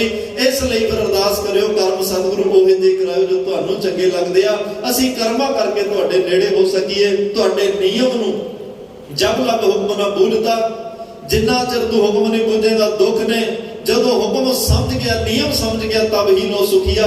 ਫਿਰ ਤੇਰੀ ਜ਼ਿੰਦਗੀ ਵਿੱਚ ਸੁੱਖ ਆ ਜਾਣਗੇ। ਜਦੋਂ ਰੱਬ ਦੇ ਵਿਧਾਨ ਸੰਵਿਧਾਨ ਨਿਯਮ ਮਰਿਆਦਾ ਦਾ ਪਤਾ ਲੱਗ ਗਿਆ, ਉਹਦਾ ਹੁਕਮ ਕੀ ਅਸਲ ਵਿੱਚ, ਫਿਰ ਸਾਡੀ ਗੁਰੂ ਨਾਲ ਪਰਮਾਤਮਾ ਨਾਲ ਨੇੜਤਾ ਹੋ ਜਾਏਗੀ। ਇੰਨੀਆਂ ਬੇਨਤੀਆਂ ਪ੍ਰਵਾਨ ਕਰਿਓ, ਸਾਡੀ ਤੁਹਾਡੀ ਸਾਰਿਆਂ ਦੀ ਗੁਰੂ ਨਾਲ ਬਣ ਆਵੇ, ਇਹੀ ਗੁਰੂ ਸਾਹਿਬ ਅੱਗੇ ਅਰਦਾਸ ਹੈ। ਗੁਰਮਤਿ ਦੇ ਬਚਨ ਹਿਰਦੇ ਵਸਾਇਓ, ਮੇਰੀਆਂ ਭੁੱਲਾਂ ਨਾ ਚਤਾਰਿਓ। ਧੰਨ ਗੁਰੂ ਗ੍ਰੰਥ ਸਾਹਿਬ ਸਿੰਘ ਸ਼ਹੀਦ ਬਾਬਾ ਜੀ ਦਾ ਸੰਗਤ ਦਾ ਧੰਨਵਾਦ, ਜਿਨ੍ਹਾਂ ਪਿਆਰ ਵਿੱਚ ਬੈਠ ਕੇ ਸਰਵਣ ਕੀਤਾ। ਤਮਾਮ ਭੁੱਲਾਂ ਚੁੱਕਾਂ ਦੀ ਖਿਮਾ ਦੇਵੋ ਸੱਜਣਾ ਸੀਸੜੀਆਂ ਜੋ ਹੋਵੇ ਸਾਹਿਬ ਸੋ ਮੇਲ। ਆਓ ਆਖਰੀ ਪੰਕਤੀਆਂ ਦਾ ਪਾਠ ਸਰਵਣ ਕਰਕੇ ਸਮਾਪਤੀ ਕਰੀਏ ਜੀ। ਨਾਨਕ ਕਾ ਪ੍ਰਭ ਰਾਖ ਲੈ ਮੇਰੇ ਸਾਹਿਬ ਬੰਦੀ ਮੋਚ। ਕਾਤਿਕ ਹੋਵੇ ਸਾਧ ਸੰਗ ਬਿਨ ਸਹਿ ਸਭੇ ਸੋਚ। ਵਾਹਿਗੁਰੂ ਜੀ ਕਾ ਖਾਲਸਾ, ਵਾਹਿਗੁਰੂ ਜੀ ਕੀ ਫਤਿਹ। ਆਨੰਦ ਸਾਹਿਬ ਰਾਮ ਕਲੀ ਮਹੱਲਾ ਤੀਜਾ। ਆਨੰਦ ਇੱਕ ਓੰਕਾਰ ਸਤਿਗੁਰ ਪ੍ਰਸਾਦ। ਆਨੰਦ ਪਿਆ ਮੇਰੀ ਮਾਏ ਸਤਿਗੁਰੂ ਮੈਂ ਪਾਇਆ। ਤਾ ਪਾਇਆ ਸਹਿਜ ਸੀਤੀ ਮਨ ਵਜਿਆ ਵਧਾਈ। ਰਾਗ ਰਤਨ ਪਰਵਾਰ ਭਰੀਆਂ ਸ਼ਬਦ ਗਾਵਣ ਆਈਆਂ। ਤਾ ਗਾਵੋ ਹਰੀ ਤੇਰਾ ਮਨ ਜਿ ਵਸਾਇਆ। ਕਹਿ ਨਾਨਕ ਆਨੰਦ ਹੋਆ ਸਤਿਗੁਰੂ ਮੈਂ ਪਾਇਆ। ਏ ਮਨ ਮੇਰਿਆ ਤੂੰ ਸਦਾ ਰਹੋ ਹਰ ਨਾਲੇ। ਹਰ ਨਾਲ ਰਹੋ ਤੂੰ ਮਨ ਮੇਰੇ ਦੁੱਖ ਸਭ ਵਿਸਾਰਣਾ। ਕੀ ਕਰਹੁ ਕਰੇ ਤੇਰਾ ਕਾਜ ਸਭ ਸਵਾਰਣਾ। ਸਭਨਾ ਗੱਲਾਂ ਸਮਰੱਥ ਸੁਆਮੀ ਸੋ ਕਿਉ ਮਨੋ ਵਿਸਾਰੇ। ਨਾਨਕ ਮਨ ਮੇਰੇ ਸਦਾ ਰਹੋ ਹਰ ਨਾਲੇ। ਸਾਚੇ ਸਾਹਿਬਾ ਕਿਆ ਨਹੀਂ ਕਰਦੇ ਰਹਿ। ਤਾ ਤੇਰਾ ਸਭ ਕੁਛ ਹੈ ਜਿਸ ਦੇ ਸੋ ਪਾਵੇ। ਸਦਾ ਸਿਫਤ ਸਲਾਵਾ ਤੇਰੇ ਨਾਮ ਮਨ ਵਸਾਵੇ। ਨਾਮ ਜਿਨ ਕੈ ਮਨ ਵਸਿਆ ਵਾਜੇ ਸ਼ਬਦ ਕਨੇਰੇ। ਕਹਿ ਨਾਨਕ ਸੱਚੇ ਸਾਹਿਬ ਕਿਆ ਨਹੀਂ ਕਰਦੇ ਰਹਿ। ਸੱਚਾ ਨਾਮ ਮੇਰਾ ਆਧਾਰੋ। ਸਾਚ ਨਾਮ ਆਧਾਰ ਮੇਰਾ ਜਨ ਭੁੱਖਾ ਸਭ ਗਵਾਈਆ। ਕਰ ਸ਼ਾਂਤ ਸੁਖ ਮਨ ਆਇ ਵਸਿਆ ਜਿਨ ਇੱਛਾ ਸਭ ਪੁਜਾਈਆਂ। ਕੁਰਬਾਨ ਕੀਤਾ ਗੁਰੂ ਵਿਟੋ ਜਿਸ ਦੀ ਇਹ ਵਡਿਆਈਆ। ਕਹਿ ਨਾਨਕ ਸੁਣੋ ਸੰਤ ਹੋ ਸ਼ਬਦ ਤਰੋ ਪਿਆਰੋ। ਸੱਚਾ ਨਾਮ ਮੇਰਾ ਆਧਾਰੋ। ਵਾਜੇ ਪੰਜ ਸ਼ਬਦ ਤਿਤ ਘਰ ਸੁਭਾਗ ਘਰ ਸੁਭਾਗ ਸ਼ਬਦ ਵਾਜੇ ਕਲਾ